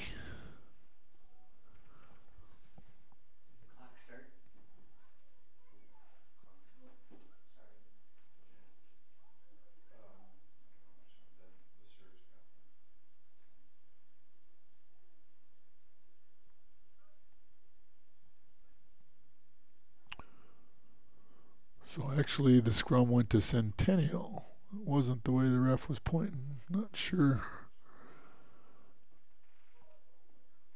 He picks the ball up though. They're going to allow it to play, even though it was a little loose ball and no knock forwards there. Must have felt like he's going to want to roll, present the ball back for a ruck. Yep, allowing him to play on.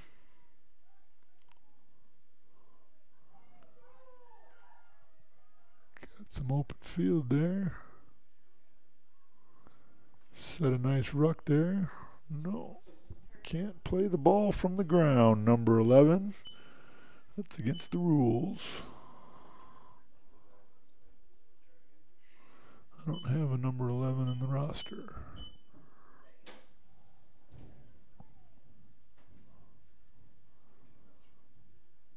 Looked like they kicked to advance the ball down the field, so it'll still be Ankeny's line out because it was a penalty.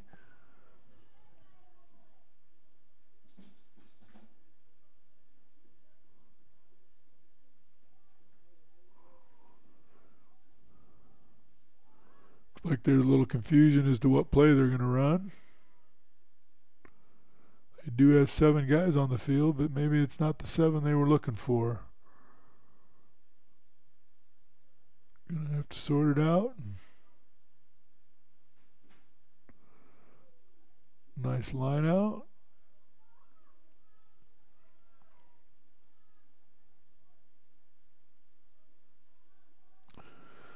Ankeny sets a nice ruck. 9 scoops it up. Play some team ball here. That's Bryce Peterson, number 9. Seems to be keeping the ball alive, along with Braden Johnston. Oh, a little bit of an errant pass.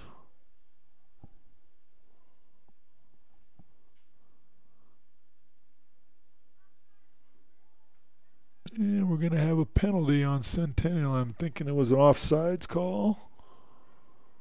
Playing the ball from an offsides position gives Ankeny a chance at a line out.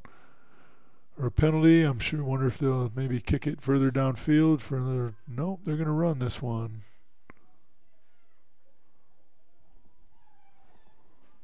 That's number 10, Mason Thomas. Dishes off to number 7, Caden Young.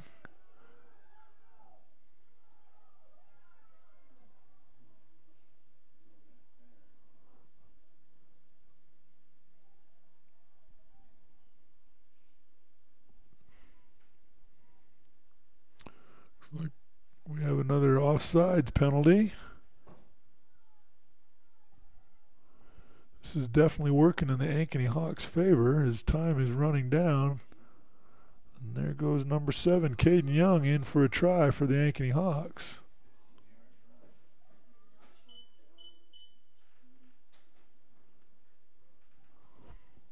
Generally don't want to let those big guys build up that much steam when they're that close to the try line.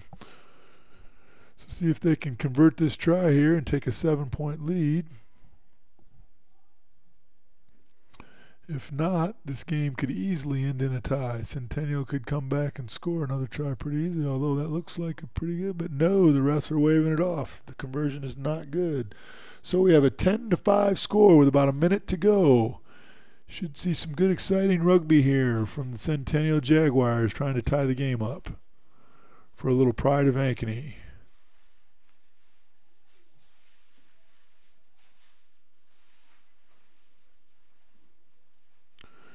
Two years ago, I believe Ankeny was favored and Centennial won. Last year, I think Centennial was favored and Ankeny won.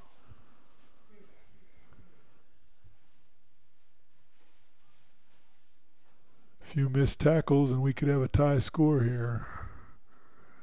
We got under 30 seconds, actually probably less than that if the ref's watching his own watch. I would imagine the whistle will blow, but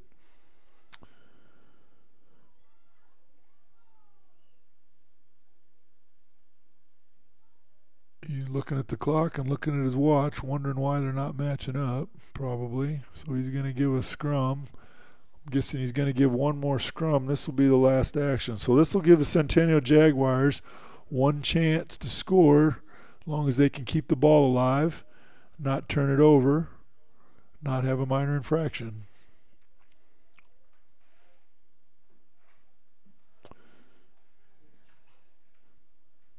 Couldn't think of a better way to end the night here for our first night of rugby. Good action-packed game with Centennial chance to tie the score here.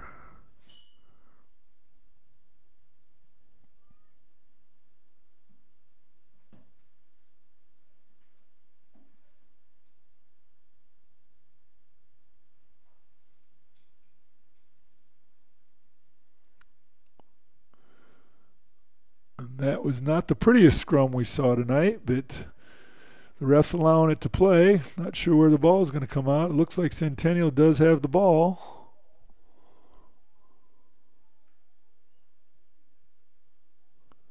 Penalty on Ankeny. Offsides. Not moving away from the tackle.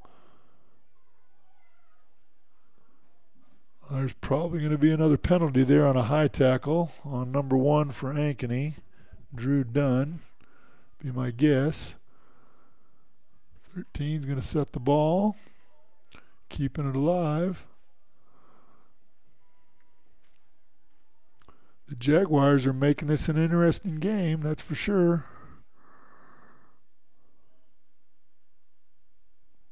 Ref's going to call another penalty. Ankeny needs to get back 10 before they make a tackle. I'm guessing that he's going to let that play.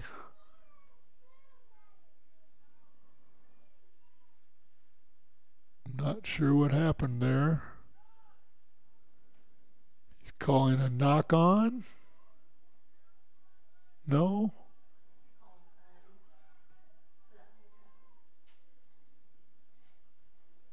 He called another penalty. I'm not sure what that penalty was for. Might be hands on the ball. Who knows?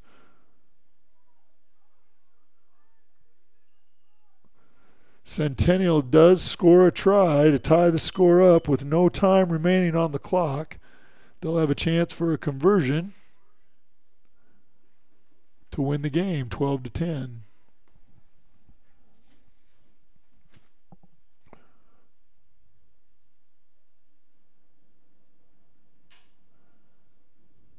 So it looks like the Ankeny players are discussing with the ref. Really no room for that. The ref's made his decision. He's made his call, so I don't think he's going to change his mind and take the try back. Hard lessons learned. It looked like he was saying that they were diving over the ball to try to kill it, and that can happen when you're trying to stop a try. And the kick is going to go just short, so we have a tie game, 10-10. what a way to end the first night here at Tiger Stadium with Ankeny 10, Centennial 10. Once again, thanks everyone for joining us here on Central Iowa Sports Network. I hope we're able to come to you again here sometime in the next 5 weeks and bring you some more exciting high school rugby action. So this is Bill Reed signing off for tonight. Thanks for watching. Healthier. You want more. You want to be part of something bigger than yourself. A place for people of all ages, all walks of life, that provides opportunities for all to succeed.